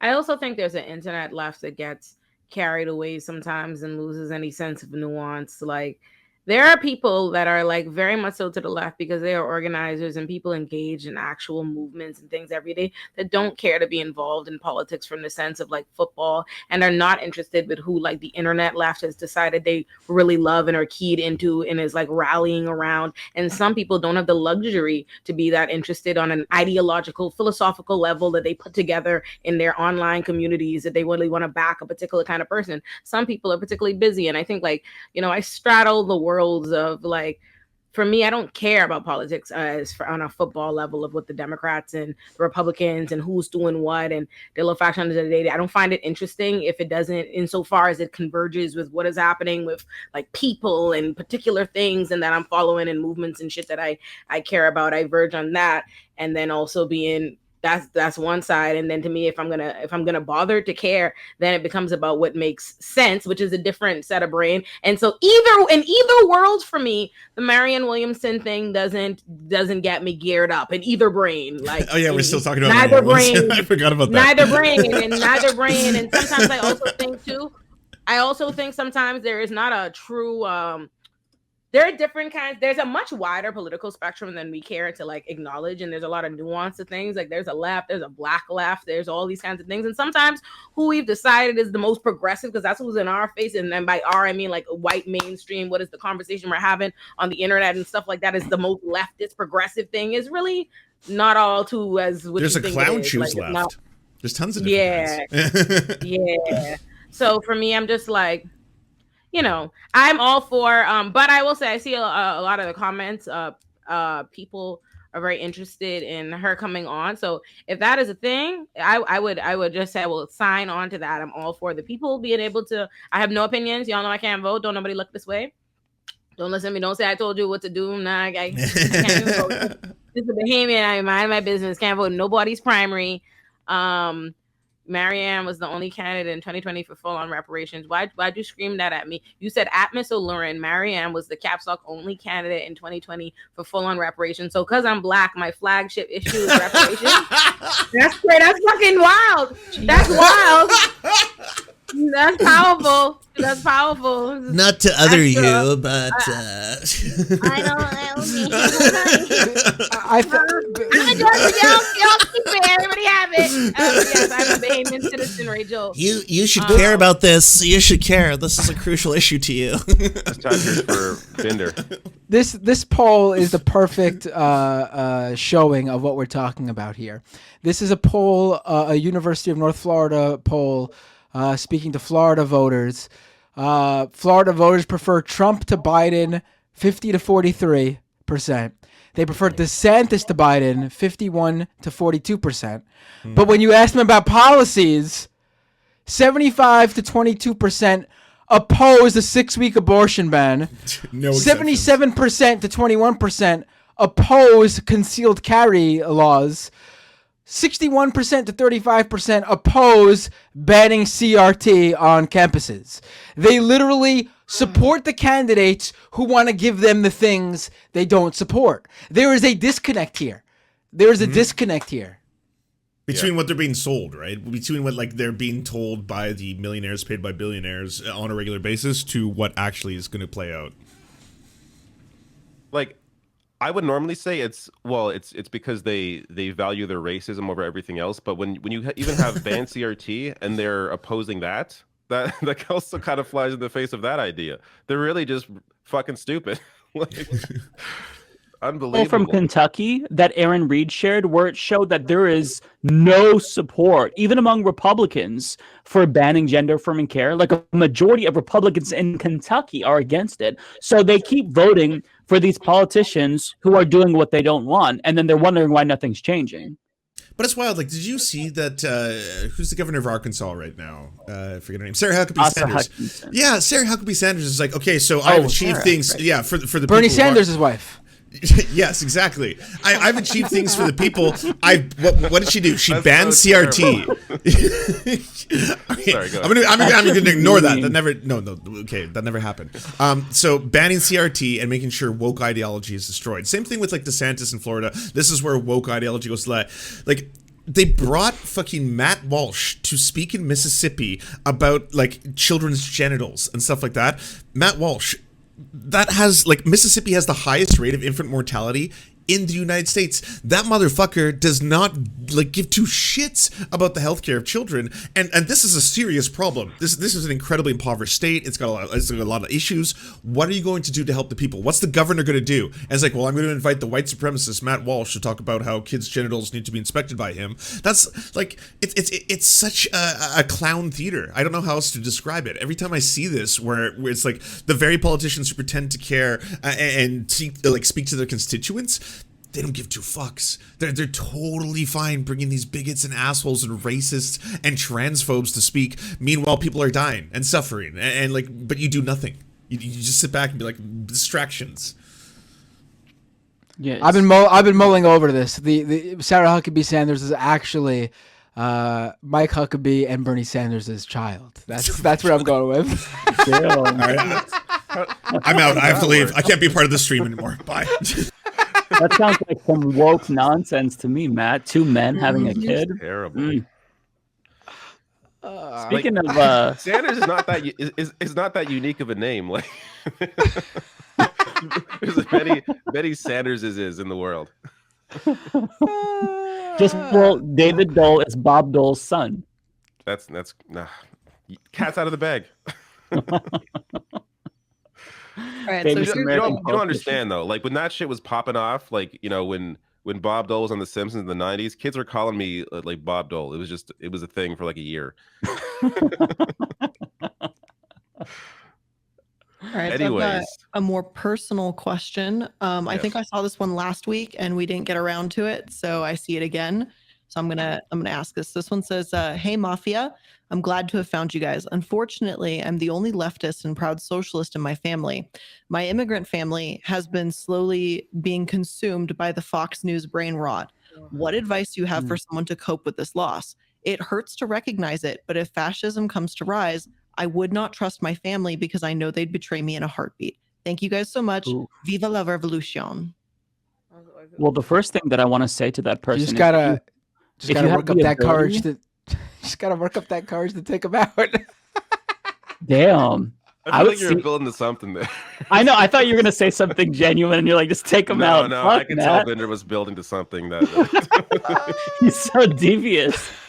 No, I was gonna say, listen, go and against the family, I'm that's what saying it this earnestly, okay? If you have access to your grandparents' or family members' television, and I'll have a more serious answer in a moment, but this is also a serious recommendation. Set the parental controls. Do not tell them the password. Block Fox News. Literally do this. Like, you will save them from brain rot, and then just play dumb. But you have to do it when they can't catch you. But in terms of like, how do you deal with this? How do you cope? If you think that they're honestly too far gone, and that's an assessment that only you can make, and you honestly think that they pose a danger to you, then there's no harm in cutting them out. I've had to cut off family members who are extremely homophobic, and it hurts, it sucks, but you have to. It's not wrong to be selfish when it comes to personal safety and your own life. So if they honestly are a threat to you, cut them off. What is up? I'm gonna be serious now. What is the part that's appealing to them? Is it the whole right wing, or is there something that they're obsessed about?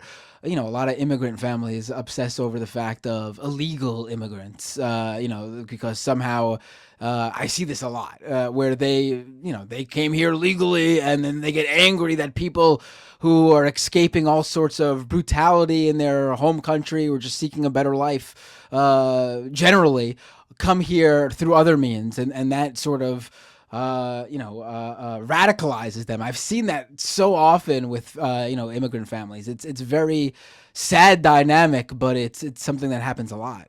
Is that the case, or were they just like normal, and then all of a sudden the pandemic hit and they started reading QAnon shit on Facebook? Like what are we talking about when we're talking about like were they always right wing? Did something happen? I feel like it depends, because based on that you would go about it differently. Yeah, COVID broke a lot of people's brains. So if you were already kind of like predisposed to conspiratorial thinking, like COVID-19 was the dam bursting. And a lot of people, I've seen like even in my own family, have become radicalized. Like nobody got de-radicalized because of COVID. Like so many people just went into cuckoo land. And, you know, you understand why, right? There's like mass hysteria. There's a lot of uncertainty for the future. There's conflicting information. So it's like the whole climate in the United States and around the globe really was ripe for really radicalization. Like I see Vince in the chat who says Mikey wanted everybody to be forced with the jab. It doesn't get more dangerous than that. Bitch, stop being a pussy, get the vaccine, and I still want to force you to get the jab. Suck my dick. Not them in the comments policing what kind of weed I smoke. Okay, I'm sorry, internet. Why are you so weird sometimes? Stop being weird, internet. That is so strange. Is it possible that I can't? Like, you know, it's not dank enough. Everybody get on my black ass for everything. I talk too much, I talk too little. How do you want me to answer this white people question? You think I got a bunch of racist family members? Like, I can't get in this. I sat in my lane. I have nothing to contribute. My family don't watch Fox. Yeah, same here. I've been super lucky in terms of like holy shit. There's some people in my family that are maybe, you know, anti-vax, but it's nothing too crazy where I can't speak to them, and you know, it's for the most part, no one that is really close to me is super right wing, thankfully. So at least that I know of. So, even in your family, that's pretty cool. I have a hard, you know, so I have a hard time even knowing how to deal with something like this because I've never had experience with it.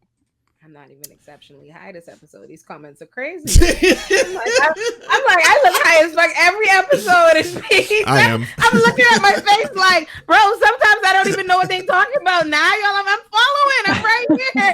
I'm reading the comments. I'm multitasking. Why on my ass? I'm right here.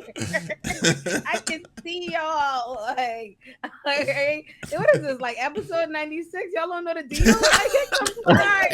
Come on, what's up? 96. Goddamn, we made it. I was in Lance's chat yesterday. I went I was watching Source TV because Lance was watching my video, and his whole audience is like, I don't know who this person is, and watching me. No. There was two separations. There's two chats. There was the Twitch chat, and then there was like the Source TV chat, and they were like they're all just like standing out like crazy. They're like, oh, our queen, and then the Source TV chat was like, I don't recognize this person. Who is this? They're not swearing. There's not like a Bohemian accent. What's going on here? And I was like, I have to do a little tutorial, like a 101 on like, you know, code switching and how to like compose yourself and like, you know, the experience of like, you know, trying to in white spaces as a black woman. Like it was a whole like lecture, like lesson on the spot.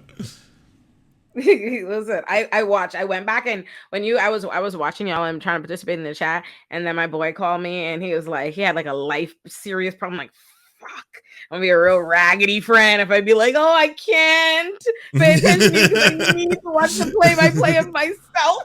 Like, I was like, okay, so I had to go back and watch later, and I was like, damn it. Also, and I was like, oh, you did that, lad. Also, to all three chats, yes, sorry, Bohemian, not Bohemian. That was huge bad, huge bad. Yeah, see. Yeah, so I'm in the Source TV. I have to check myself on my phone, y'all. I love the Source TV. The Source TV chat. I can see the Rational National chat and the Source TV chat right now. I have both. I just can't. I have to get the app to be able to type on my phone, so I'm just reading what they're saying on the Source TV chat. But I like them. They're very nice. They're very sweet. Oh, so what's wrong with my chat? No, I like them too. At least your chat got mentioned, David. I've never been to Bender's chat. I don't know. Like, I don't know if it's safe over there. I don't live stream. I don't live stream this. I'm not live streaming it. It totally. I just go. I let you guys do it. I don't know. I haven't checked Mike's. I like David's too. I like Lance's a little. Like, I like Lance's the most. You know why? I'm sorry. In my chat, not everyone has to agree all the time. There's some discussion. What a nice little discourse community you have there. Well, I like Lance's chat because I like David's chat. I'll be honest. Similarly loud Leo energy. So all Lance's chat is like ready for all. So they're like, oh, I love him. Like, oh, I love it here too. Like, yes. By the way, Lance, did I tell you people DM me just like, oh, Lance is the cutest, and I'm like, you're just telling me that? Why are you sending me that DM? Why are you DMing me? They DM you that. They DM me that you are cute. That is I'm like, oh, that is so strange. this is the other people land. Yeah, they love you. They love you. You've got fans. Big vibes. About to Sleep says, cancel Blair. She's too quiet. Blair is the glue that holds this entire show together. We would be chaos without Blair. You have to understand this, okay? There's otherwise. Like, it's one of those situations where we would just be talking about, what were we talking about? Heights? We were doing heights for the first little bit, and then something else. Like, it was chaos. Although somebody in my chat said that the show would probably be boring if we stayed on topic and like didn't get derailed and go on a bunch of tangents. And I think that's fair to an extent. There does need to be some structure though. There's balance. Yeah, you have to have a little bit of everything. You have to have like the general topics and the questions to allow us to have the tangents. Because if we were pure tangent, it's all chaos. And if we're pure structure, there's no fun or entertainment. Speaking of chaos, someone said, and someone said Lance and Matt are so loud and no one talks about it, LMAO. So I just wanted to be the one to put it on the record. I said, I won't be loud alone, goddammit. It's about time you'll fucking join me on Loud Bitch Mount Rushmore. Come, get them. Yes, they fucking are. They're also, this is a trio, damn it. Yes, bring them over here. Yes, they are. Fair enough. Oh, David, I don't know if I've ever told you this. Every single time you make videos where you're wearing the Canadian tuxedo, my chat loses their shit. Like, I cannot control them. It's rare. I drop it once a month. But like, there's nothing I could do. There's no way. Like, it just like I need a bonking stick to be able to like just run around going like this because they lose what their is the shit. Canadian tuxedo? Is that like all the denim? It is then. It's just okay. Summer of '69, Mike. You got to think Summer of '69. That's what's like Bryan Adams level. That's the Canadian tuxedo. Denim everything. That. Yeah, I know. David will wear like he'll have his denim like jacket. He'll have the denim pants, denim everything. I don't know if it's denim underwear or socks as well, but just pure denim. I am not wearing denim pants. Or if such things exist. The Canadian tuxedo is all denim. It's all denim. Yeah. Yeah, I like that. Actually, well, to be fair, I probably wear denim like maybe once a week. I think once every 2 weeks. Fresh. I feel like that's actually fresh. Mm-hmm. I feel like that's I like it. You got a good denim fit. I feel like I'll probably go nuts. Denim fetishist. I like denim. Wait, is that a thing? I don't want to kink shame. I don't want to kink shame. Is that a thing? I like denim Like jackets. a man in a denim jacket. I don't think I got to be honest. I don't think I've ever worn like a matching denim jacket and jeans because it would have to be different colors at the very least. Like black jeans, blue jacket. I can't do the whole Canadian tuxedo. Just that would feel too weird. I feel like I could get a man in a fresh ass denim fit. I feel like I could get. Matter of fact, I feel like I could get that off my damn self. Y'all give me some time. I'm gonna get me a fresh ass full denim fit. Y'all watch. I'm gonna set up. Canadian Let tuxedo. me know. On the same day, I'll wear mine too. We should have a Canadian tuxedo episode. We should all wear it. Blair, you got to get that like, would be one of those fucking awesome. updates. I could go Canadian tuxedo. I have a jean jacket or a jean like overshirt. I'll do that. Matt, you're the holdout. Yeah. I'm very much so here for that. Blair. Yes, I got you. All right, we got few questions about the anti-trans bill that was passed in Tennessee, which also includes a provision that says any subsequent gender expression subjectively deemed inconsistent with their genitals from birth can be fined for up a year into prison. And I believe that also extends to, if I'm correct, interracial marriage as well. And people are like so shocked about that now, as if that wasn't the whole fucking plan. I definitely was right. I just want to say this.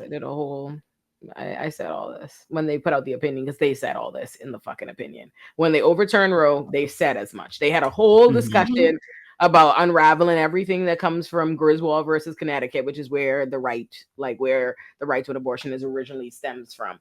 This was always the plan. This country is it's a Mickey Mouse operation. I keep saying that. Like it's just a Mickey Mouse operation. This is not, you cannot even feel, it's not even bothering to go for the charade of a democracy at this point, because this can't be real life, right? Like all over the country is literally just blatant discrimination, white supremacy, just hate, just legally sanctioning discrimination. That's all it is. And that's why I've said before a million times, it's a mistake to view the law or view the courts as a champion of civil liberties. That is not the case. What the law has often, mostly what it is there to do is to sanction the bullshit that the rest of the society is on. And that's what you're seeing on steroids, right? And the problem is, to let you know further that the whole system is a farce. There's no sense of democracy, because it's not like Republicans do all these things through legitimate, because they reflect the majority of the country. They reflect a significant amount of chunk of people. I'm not gonna hold you now. They do reflect a bunch of terrible fucking people, but not the majority of the country, in the sense of what they do is they usurp, they gerrymander all over the goddamn place.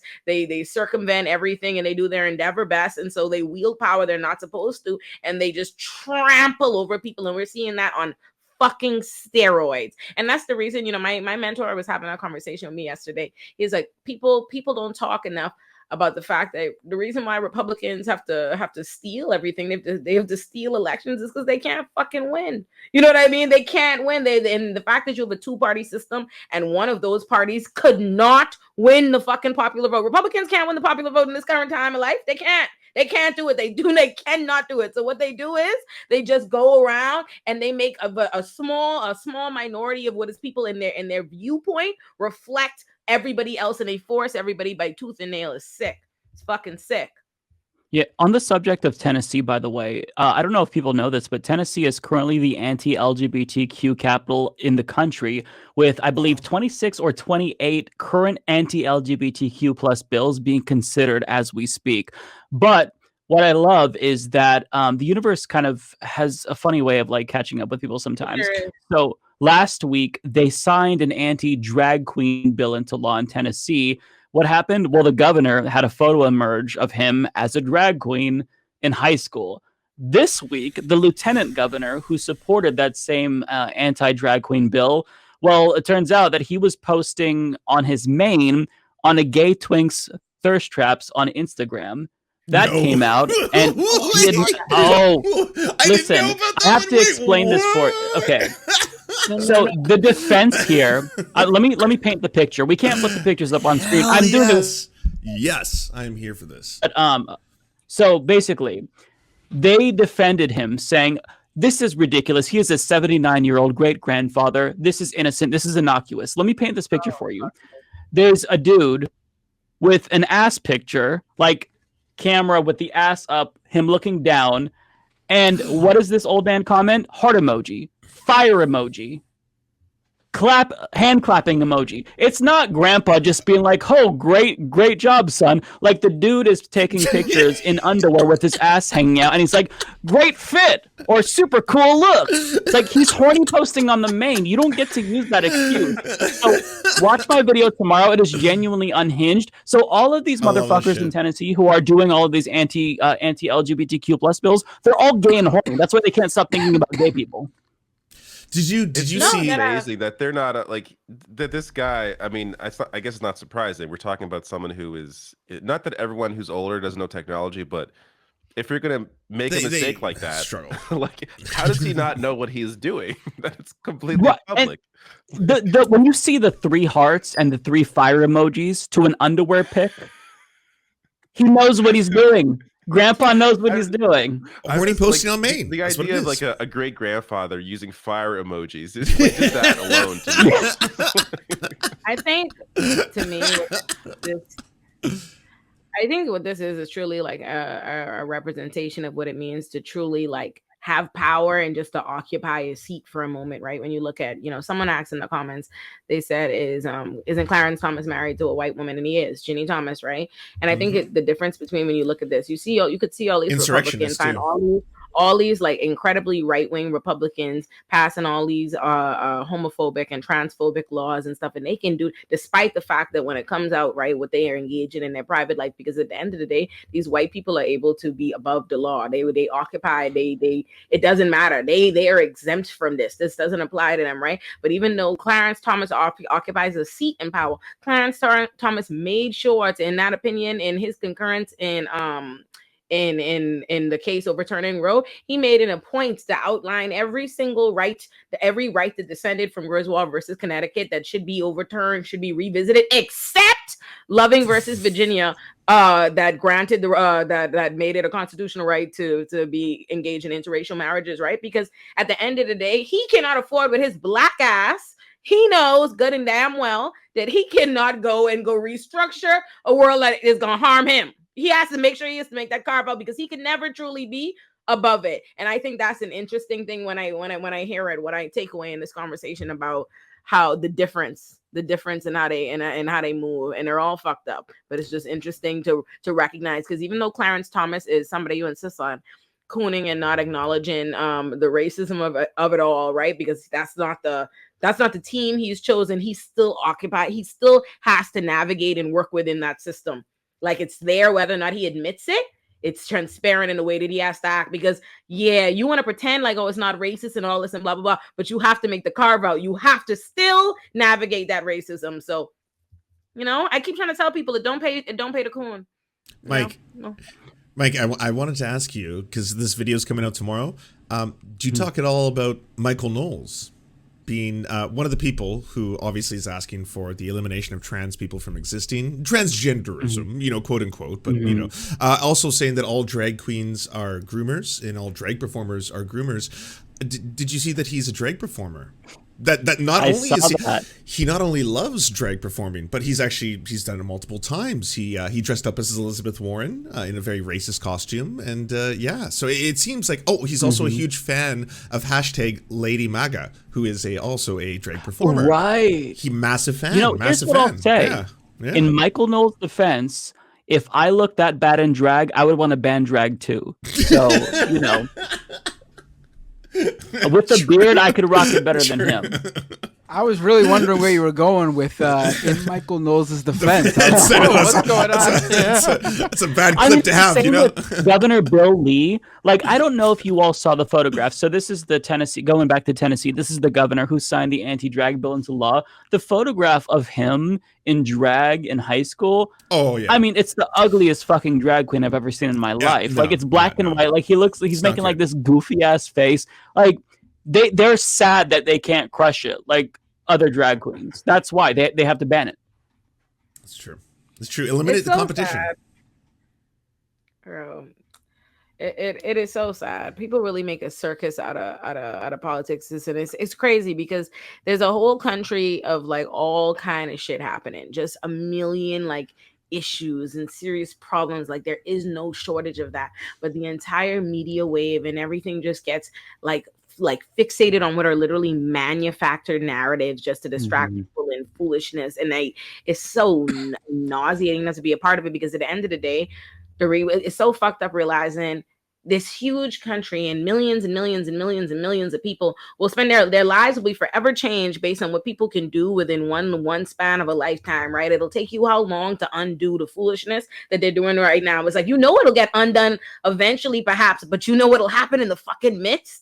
And there's nothing that you could do about that. Like, lives will be lost. That is what's going to happen with all the foolishness that they're doing. And not just like, I don't mean just with like the particular things and how they're attacking these particular laws, but all the millions of things they're doing that we're not hearing about and talking about because they're distracting everybody with bullshit and manufactured fucking problems. It's sad. It's really, really, really sad. It's sad.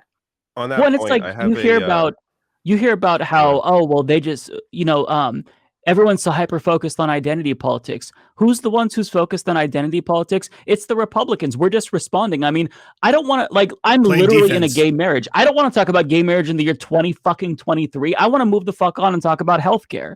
I want to talk about taking on the capitalism, having workers have more control of the means of production. They're the ones keeping us here. So you can't blame us for responding and fighting back and fighting to keep all of the gains that we've made. It's just the situation. These are the cards that we've been dealt. Like, people will bring up, everybody's talking about trans people. Who's talking about trans people?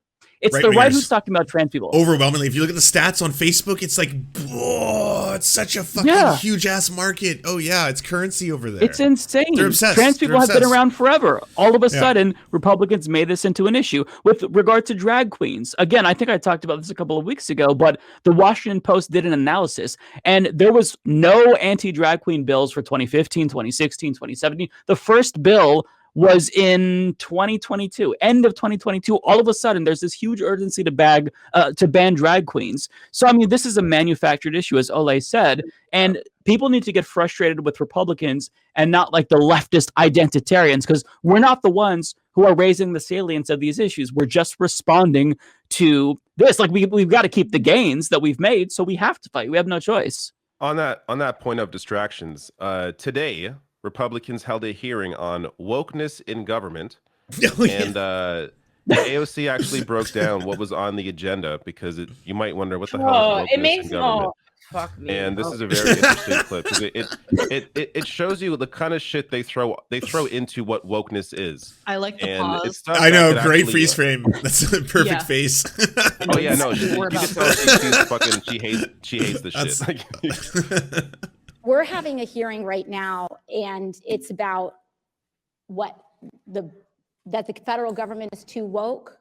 I mean, that's seriously what we're hearing. And then there's no definition of what woke is, but on paper, what's actually being criticized in this hearing is that the so-called woke policies are remote work for federal workers, especially those that live in rural areas, and those who have disabilities, Civil rights. Always has so been. that critical Anti-woke is anti-civil rights. opportunities don't just go to privileged kids whose parents can afford to pay for their rent while they go on a free internship. That is what is woke here. That is what the other side is calling woke here. Making sure that OPM can create opportunities and federal careers for partners of military service members. That's woke. This is the woke alleged takeover that we have. That we want wildland firefighters who are putting their lives at risk, increasingly so year after year, that we want to make sure that they stay on the job and have dignified conditions and not leave because they can earn more money as a greeter at Walmart. This is what this whole term woke means. Or diversity and inclusion, so that the people who work in our federal workforce are actually in proportion to the people that live in this country. This is this horrifying woke agenda that the other side is trying so hard to block.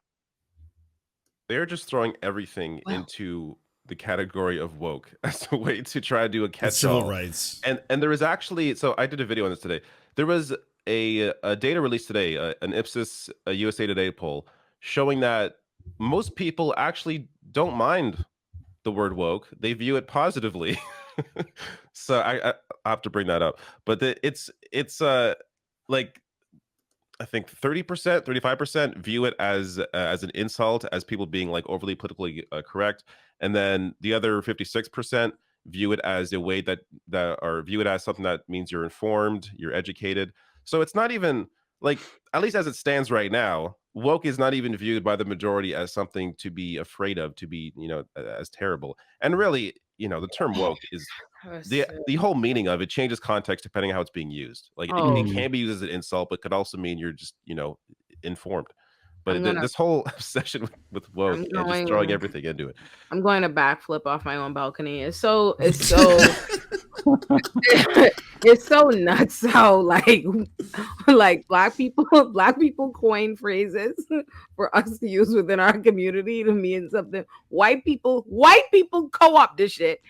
They steal the shit, co-opt it, run fucking wild with it, then make it some negative bullshit that they pretend was put on, like it was us put it on to them, that they not taking. Now they define it like, oh my God, like what an exhausting, tired bunch. Like you don't know how hard it is sometimes. Woke, and I'm sleep. Just go sleep. Like let's everybody just says I'm tired. I'm fucking over it. Like this annoying, just stupid shit. Like, I just can't take us. I mean, the country, the people, the world we're living in today. Everything fucking serious is absurd. This is why, like, people would be like, go into politics because that's where all serious was power. Do you know how upsetting it would be to where you're supposed to be at the top of where you could really be to do something, and it's fucking performance theater. It's performance theater. It is performance fucking theater. Like, you up there talking about, like, think about it, the stupid ass conference. That's a conversation we should be having for jokes about. They're up there really dead ass in fucking Congress talking that. Like, I feel like AOC's entire energy is I grow weary. I think I'd unravel. Like, I'd be like, I wouldn't know what to say other than it would be, let me tell you, I would go down in history for the only speech in Congress entitled "Is You Dead Ass?" Because you can't be. I would be blown away. It's just absurd, this level of buffoonery and foolishness. On that same note, I have to ask if you all saw Lauren Boebert's speech where she talked about how bad sex education was. And then I believe in the same speech, like shortly after that, she announced that her 17-year-old son was making her a grandmother at the age of 36. Is that all in the same speech? Am I correct about this? On that Lauren Boebert thing. Wait, what? A 17-year-old was doing what? No. He's 18. The girlfriend was 15, now 16. In Colorado, the age of consent is 17. Just so we're fucking clear. No way. No way. I know. I did not know that. I didn't even know that part of it. He raised a little groomer. Holy shit. Holy shit. Okay, Groomer. Just for the record. Holy shit. Statutory rape is a strict liability crime. Intent doesn't matter under the law. So, like, whether or not you knew, that's the crazy thing about statutory rape. Like, so say, like, you could ask somebody how old are you?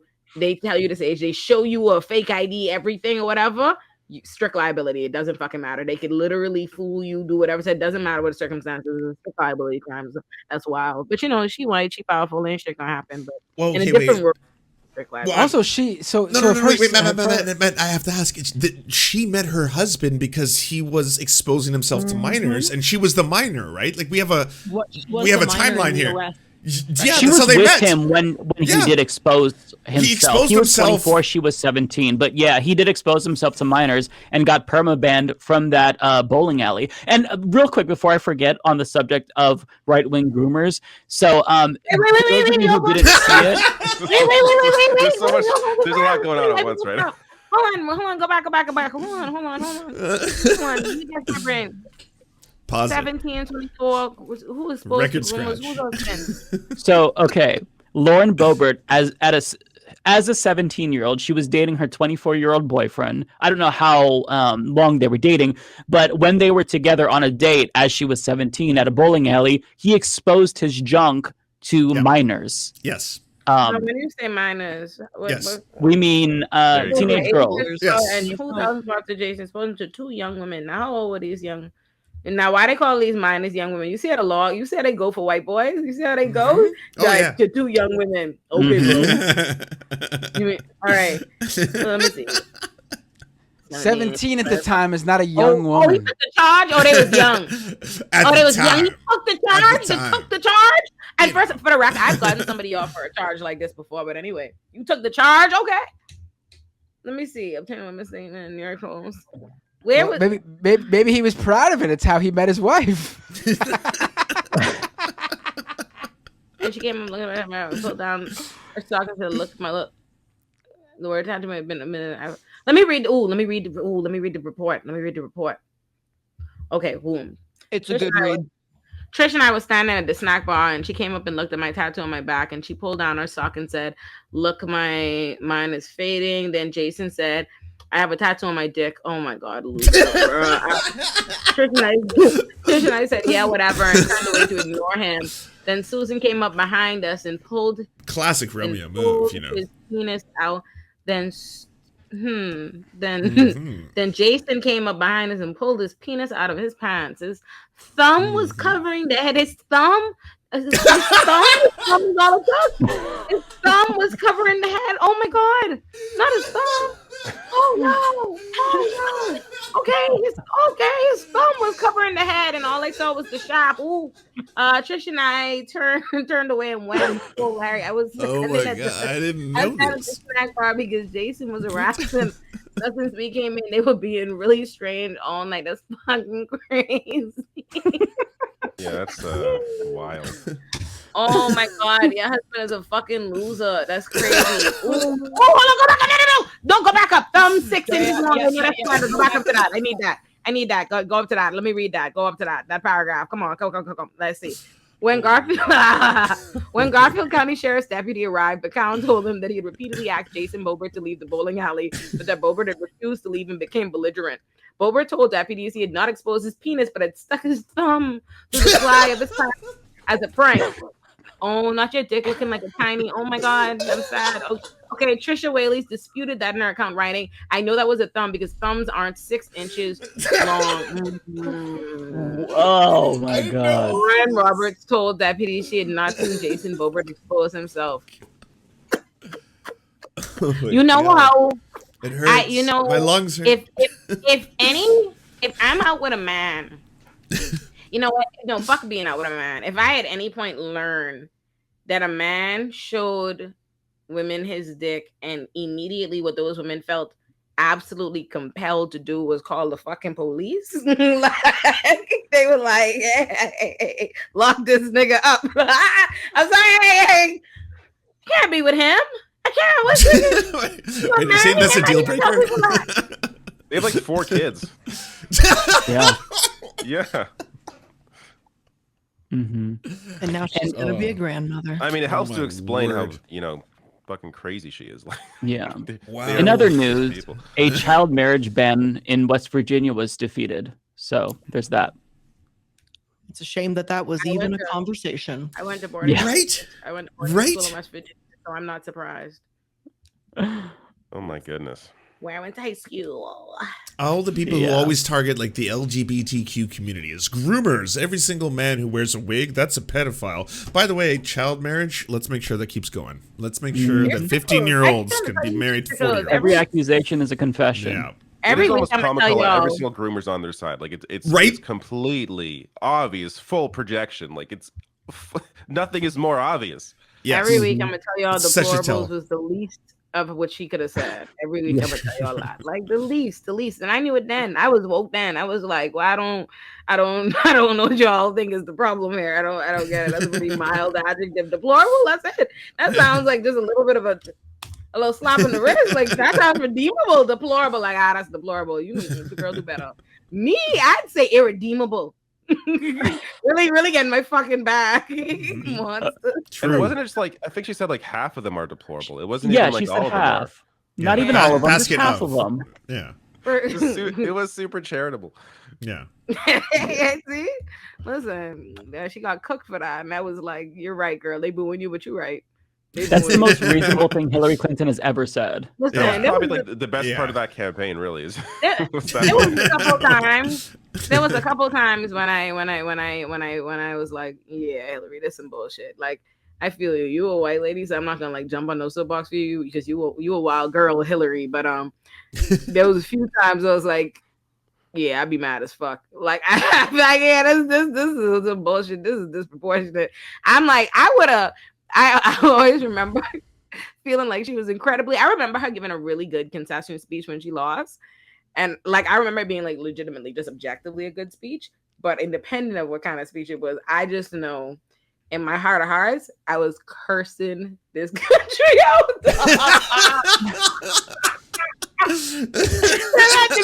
Signal, but listen, no one would have talked. Listen, they would have had to cut the signals. I would have been excommunicated, but that motherfucker would have aged well. Oh, that aged well. Woo! I'd have been in the insurrection like this, y'all. Oh, okay. I be talking big shit, son. Like, I just be like, ooh, this everybody okay? Right, this your boy. Oh, me and my girls. Oh, it was big. Listen, I talk big shit, but I'd have acted a fool. I'd have talked big shit. I'd have been like, some of you say that I should have done my due diligence and campaigned everywhere. And to that I say, fuck you. This man is a fucking demon. Like, what the fuck do you mean? Like, I had to campaign everywhere. It was between me and a fucking demon. What do you mean? Like, that'd have been my fuck y'all. You want to prove something to me? So enjoy life with a fucking demon. I hope we do demon shit. I hope you feel you in hell. I hope it sizzle on your ass. And you know what it showed it? It showed it fucking sizzle. It fucking sizzled, didn't it? Emails. Oh my god. Okay, I think with that it is time for us to determine who we are canceling and uncanceling for the week. I have some white people business. Yeah. I recently came into this hot take. I have y'all seen that Avril Lavigne and Tyga are together? Yes, it's. I didn't know that. Wait, what? Come on, y'all. I thought she wanted a skater boy. Wait, Avril Lavigne and she who? said, "See you later, Tyga. boy." What? Tyga. But that's awesome. Yeah. And I just finished watching a nice problematic. It's great. Yes, no, but Avril. Check this out. Here's this plot twist. Avril is worse. Yeah, I just finished watching this deep dive video on it right before we came on here. Y'all ain't mind. Avril was fucking engaged to Maud's son on fucking February 23rd. Like this February 23rd. Wait, she was engaged to Maud's son? Yes. What? Yes. I've been out of the loop. Yes. And she What? was engaged What? to him, and he left for tour, and 3 days later, she's fucking being photographed out with Tyga, and the news is asking him, he's like, she was my fiance 3 days ago, and nothing changed according to me. If y'all know something different, let me know. Then like a day later, she's in white fucking Canadian Paris, fiance. in All right, Paris, like March 1st, she's in fucking Paris, which is where Maud's son proposed to her, by the way, in Paris, running around Fashion Week with Tyga, making out with him. And that's how he finds out that she's called off the engagement. And my man left himself a heartbroken like paragraph on Instagram. So I say, apparently, y'all's girl is a villain. Avril is, and that's at the end, the tail end of the video. I need to hold on. Ooh, let me bless y'all with this tea. Let me give y'all a link. And David, should we give some Canadian history here? Should we talk about how Avril Lavigne was married to Nickelback's frontman, and that was a large part of that was like that's an important part of it. By the way, if you want to immigrate to Canada and actually like go through the process, that's a question they'll ask you. You know, you have to both pledge allegiance to the King of England, and also you have to know the fact that Avril Lavigne at one point was married to Chad Kroeger of Nickelback. And if you fail at that, you will not be allowed in the country. It was before that, she was with the Sum 41 guy. Yeah, the Sum 41 listener. Yeah. Right. Oh, really? Yeah. Correct. Got mad man. Give the link that I put it in our Twitter chat, please. Give it to the our thingy chat and tell them, please comment on the YouTube video and tell them I sent y'all. I'm about to sound like a real boomer. I don't know who Maud's son is. Me? It's white people business. I only. But wait. It gets worse. He was a rapper turned like kind of a punk singer like Machine Gun Kelly. It gets worse though. When you said Avril Lavigne is with Tiger, I was like, oh, Tiger Woods. No, honestly, no. I thought that too. I was like, Tiger. Oh, okay, Tiger? good. That's why I asked the second time. I was like, what? Tiger. Correct me if I'm wrong here, but this is shitty behavior from Avril, but wasn't Tyga fucking Kylie Jenner while he was with Black China when Kylie Jenner was underage and waited till she turned 18? I'm just saying. Yes and no. The evidence is so I would say that the evidence is leaning towards a conviction. However, so yes, they were seeing her hanging about a lot for like, you know, because he was friends with the family, obviously, because Black China was best friends with Kim, yada yada yada yada. And then like, when she was like 16, 17, people started seeing them hang out, and it was like, no, we friends, da, da, da. And then right when she turned 18, they came as a couple. So I don't know if they was fucking before they was here, but he certainly was involved. It's inappropriate. Definitely unacceptable. It's yikes. That's like, I would classify that as yikes. I'd file that under yikes. Yikes. That's yikes. Look, that's why I say they're two terrible people. I hope the worst for them. The end. see, the defense attorney, and I ain't saying they terrible or I wish the worst on them. I can't say all of that. All I can say is messy. Lots of messy. Yeah. he feels incredibly hot. I would defend all these people in the court of law vigorously, with not a problem, wouldn't bat an eye. Okay, so sorry, who we canceling? Avril Lavigne? I was throwing it up because I guess Avril.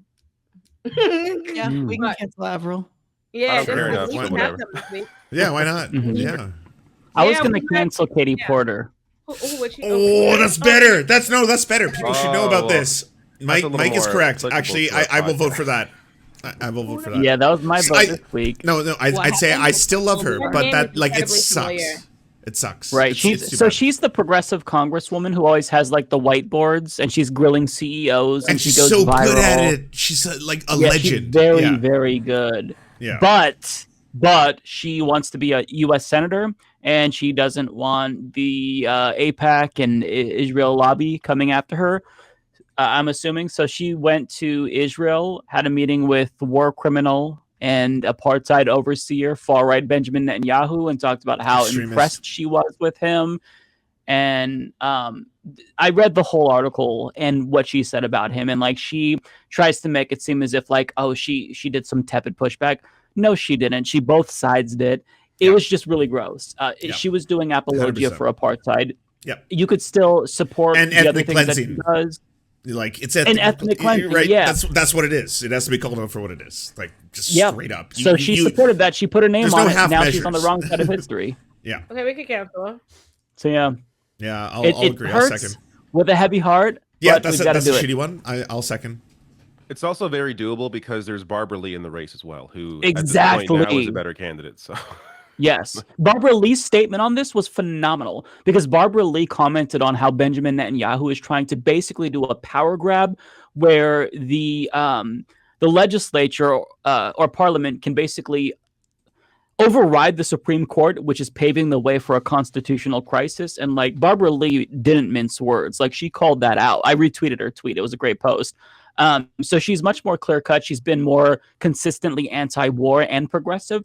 She's not perfect. No politician is perfect. But in terms of like the California Senate race, I'm enthusiastically supporting Barbara Lee now. I think that we need like more very lefty anti-war people. And Barbara Lee really is that. Like with Katie Porter doing this here, I don't think that like we should just disregard her and cancel her forever. The problem though is that she just kind of exposed herself as somebody who's willing to make decisions on the basis of political expediency. And perhaps she's doing this because she believes, okay, well, if I get elected and I don't have this lobby spending against me, I could do progressive things. That's fine. Like that's a calculation that you're free to make, but I don't have to support it. I support Barbara Lee, who's more principled and consistent. And if it comes down to like Schiff and Porter, I think it's obvious Porter still over Schiff. Right. But we'll see how the runoff goes. I say we cancel both. Fuck it. Why do we have to cancel one? Hell yeah. Hey, the Leftist Mafia. We have the power. Hell yeah. Yeah, let's go. Katie I Porter, could bring up Avril Lavigne. Gone, baby. I could bring up an uncanceling. The problem is that it's going to be a whole ass can of worms. And David kind of brought this up a couple of weeks ago. Wait, what? Did I? I don't know. It's a whole curious. can of worms. We're going to be here for like another half an hour. I have to know now what this is about. Who is it? Mr. Beast? No, you're grounded. I can't participate. We have interacted directly. Wait, one you're to gonna one. uncancel him for what? No, don't uncancel him. no, Are you sure. fucking serious? Oh, I have a video clip if you're gonna do that. I will counter with a video clip on the there's more spot. reason today There's to a cancel. I'm seeing like more shit coming out. I'm like, okay, this is enough. Well, This guy- I was talking. So my whole mindset of uncancellation was after the blindness thing. Like it's ultimately like he did a good thing, but trying to farm like engagement and content out of that, it still feels really gross.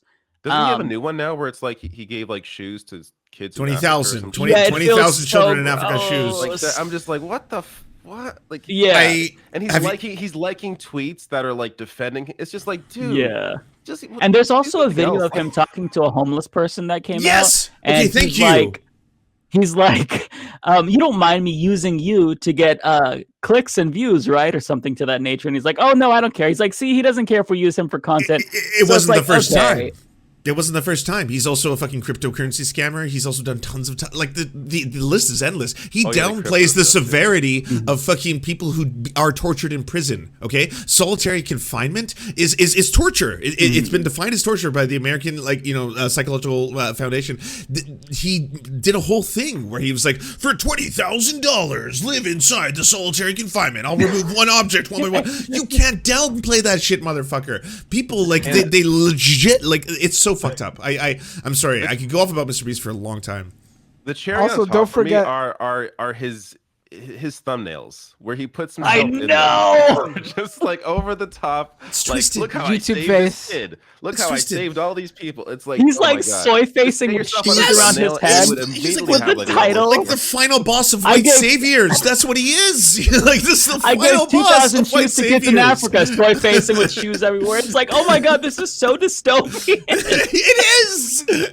This is lesser too, but earlier this week he also put out a tweet asking his fans to go around the stores and clean up his chocolate displays. Yes, in unpaid labor, and so many people did it. They filmed themselves. I've never seen bootlicking like this, where they're just like, Mr. Beast, look, I've done what you wanted, sir. Look at the new display. And the height of the Hershey's controversy, when Hershey's was directly associated with transphobia, he was like, by the way, can you replace the Hershey bars in a display with mine?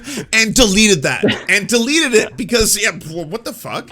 He's shit. I missed this. I missed it. Wait, whoa, I missed this one. 100%. Yes, I have it on my timeline. Go on Twitter. He had a tweet that was like, hey, by the way, if you could replace all the Hershey bars on the day where Hershey's did that ad, it was the same day. That was the focus of the conversation. He's like, lol, could you replace the Hershey bars, wink kind of thing, with my chocolate bars? And then deleted that tweet.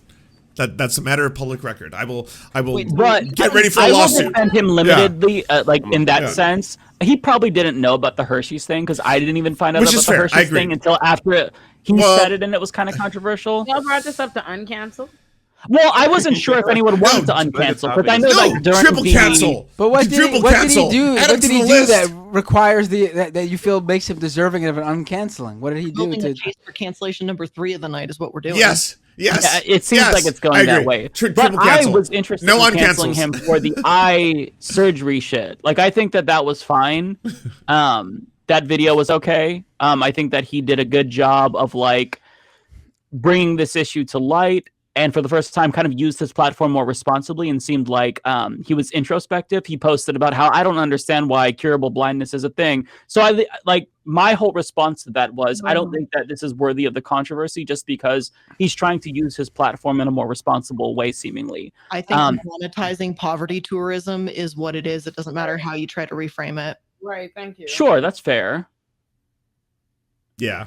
Okay, I yeah. agree. But This is the one that he to be deleted. fair, Mike, your video, the day that Mr. Beast responded to me on Twitter, and I was the bad guy of Twitter, like I was literally the target of Twitter that one day, was the one that kind of made me delete the tweet, where I was like, ultimately, if people right now in the US are talking about this, if the conversation is about the fact that we should have universal healthcare, because I can't do that Mr. Beast sketch in Canada. Do you know why? Because that procedure is covered here. So anyone who needs it, and I one of my best friends, his mom got that procedure, no cost out of pocket. So I can't do the I'm going to give everyone the gift of sight. I'm Jesus Christ, come manifest. I can't do that here, and that's important. And I would rather. Well, you can. You can. You can go around going.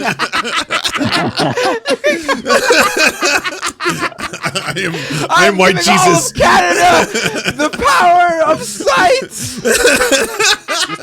Just take credit for universal healthcare. Hell yeah. Jesus is what, 9 people he gave vision to? I got millions, son. It's great. It's awesome. So we have no one to uncancel. Yeah, no one canceling. I agree with Blair. Triple again. cancel, no one cancel. Triple cancel. Yeah, we're going hard Okay. this week. Yeah. You're very punitive on this podcast, but that's okay. We really are. We are literally a mafia, okay? We're not like a courtroom. I'm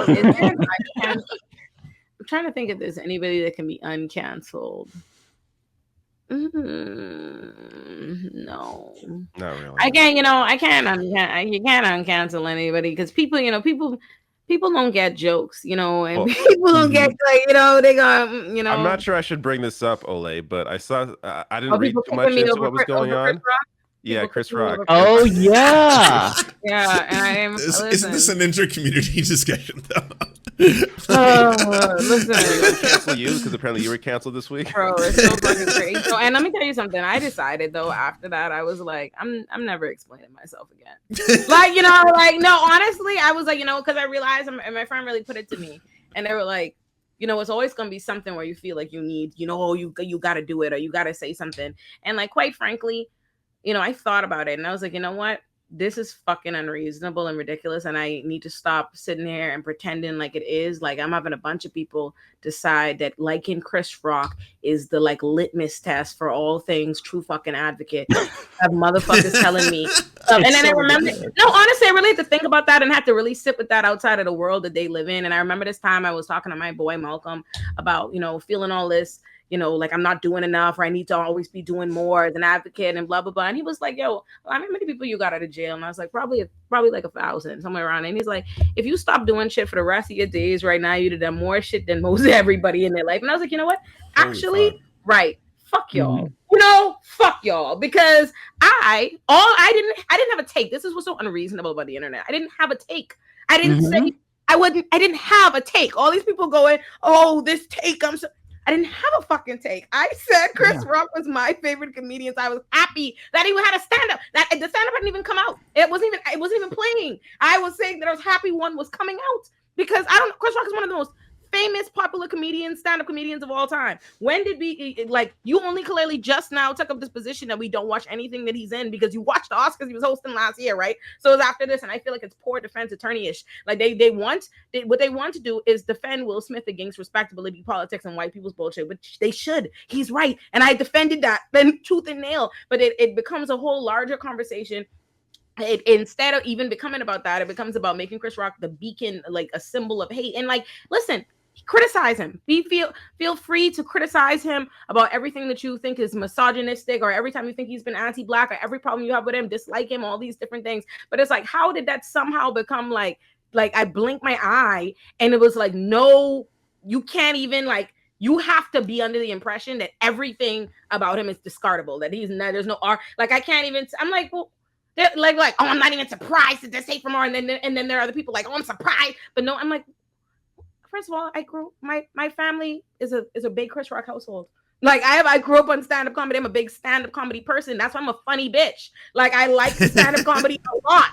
Like, and so Chris Rock's stand-up, like never scared. And the bigger the blacker, like the first stand-up comedies I ever watched. Like I remember in the first grade, high school starts in grade 7 in the Bahamas. So the night before it, my daddy was watching them in my house, and he would never let me watch that. So I'm under the blanket, like choking, trying not to laugh. And I couldn't like watch stand-up on my own until like left for boarding school. So it's like, yeah, you want me to sit up and pretend like I have not watched Chris Rock stand-up comedy for literally half my life and enjoyed it. And I also think it's unfair to pretend like all these people just conflating like some moments to his entire comedy. Someone was like, oh, all he does is make black women the butt of the joke. All he does? Like I'm like, you know, but there's not even a space for, there was not even like, I'm like, bro, what I didn't make no position. I did nothing. And somehow I have all kind of people, you realize like these people have just been waiting to jump on you about any motherfucking thing. They're like, you know, all these people going, oh, I'm not surprised, but they're not saying how, or I never trusted her, but you're not saying how. And I really thought to myself, I was like, you know what? As a bitch who does the work that I do, as hyper visible as I am all day, each day, every fucking day for years on end, motherfuckers like don't like me very strongly, so much so that they have clearly been waiting for anything to get on me for, so much so that their biggest crime against me that has them talking to me from the top of a fucking pulpit is that I said I like Chris Rock as a comedian. You don't got shit on me. I'm an unproblematic bitch. Fuck y'all. I thought about it. I was like, I should have just took that fucking bleed, son. You know, I was like, hey, I thought about it too. I was like, let me just be clear, not a motherfucker ratioed me, not a fucking one. But anyway. Well, how are you supposed to know every single person's bad positions? I want to say I've gotten 0 people out of prison. 0. Any disagreement at all with that one opinion for that 1 week, it's like you are canceled. Like it doesn't. There are moments that happen on Twitter where it's just like there's a zombie mob, and you can't. There's no, you know what I mean? Zombie Like, mob's a good way to put there's it. no brain. They're just moving for the kill. A defense attorney who is an abolitionist believes or is like, not for nothing. No, I really be trying to figure out what people think I do for a living when they be saying shit to me like, "Oh, I can't believe you would. You can't believe I would what? I would represent the motherfucking court." Either way, if one of them had slapped, if two of them had slapped the fucking shit out of everybody in the room, I would represent both of them. I wouldn't give a fuck. I'm like, why are you acting like this is inconsistent? Like, as my stand, I'm a person who believes that you should eradicate the entire fucking criminal system. I believe that we should be dealing with things in a far more punitive way. It should be nuanced. It should be discussion. We should be finding ways to bring people. I believe that. I am a bitch who has literally put up whole discussions online before on Twitter about me trying to talk to my friend who I realized like who I was calling in about. I'm like, bro, you're definitely an abuser. Like I've never been a person who's advocated, especially within my own community. You believe that I believe we're not problematic. We all are raised in a society. I say this all the time. We're all being educated in the same racist society. So if you think that Black people are not internalizing anti-Blackness like everybody else, you're a fucking liar. They are. If you think that men, especially men of the times before, are not fucking perpetuating misogyny or patriarchy in some way, yes, they are. Does that mean they are all evil, irredeemable people that, you know, can't be talked to, can't be reasoned to, that there's no value that's in any of their work, or that they are entirely malicious and all? No, that's not fucking true. But there never wants to be nuance for that position on Twitter. And what's crazy to me is like, you know, you explain, and that people can't argue with that intellectually. They can't push back as to where that's an unreasonable position. So what they instead say is that, well, you should expect that people are me mad about that position. You should have whatever. And it's like, so I should reasonably anticipate that you are going to be irrational and hostile towards me. So I should adjust and behave in that way. And you are telling me, you can't actually tell me where there's a true evil in what my position is, but you're telling me that I should not fucking express it because you're going to act this way any kind of how. Which then you would then also indict me for being fake and being a constructed persona that doesn't really tell you anything honest. And I thought about it and I was like, you know what?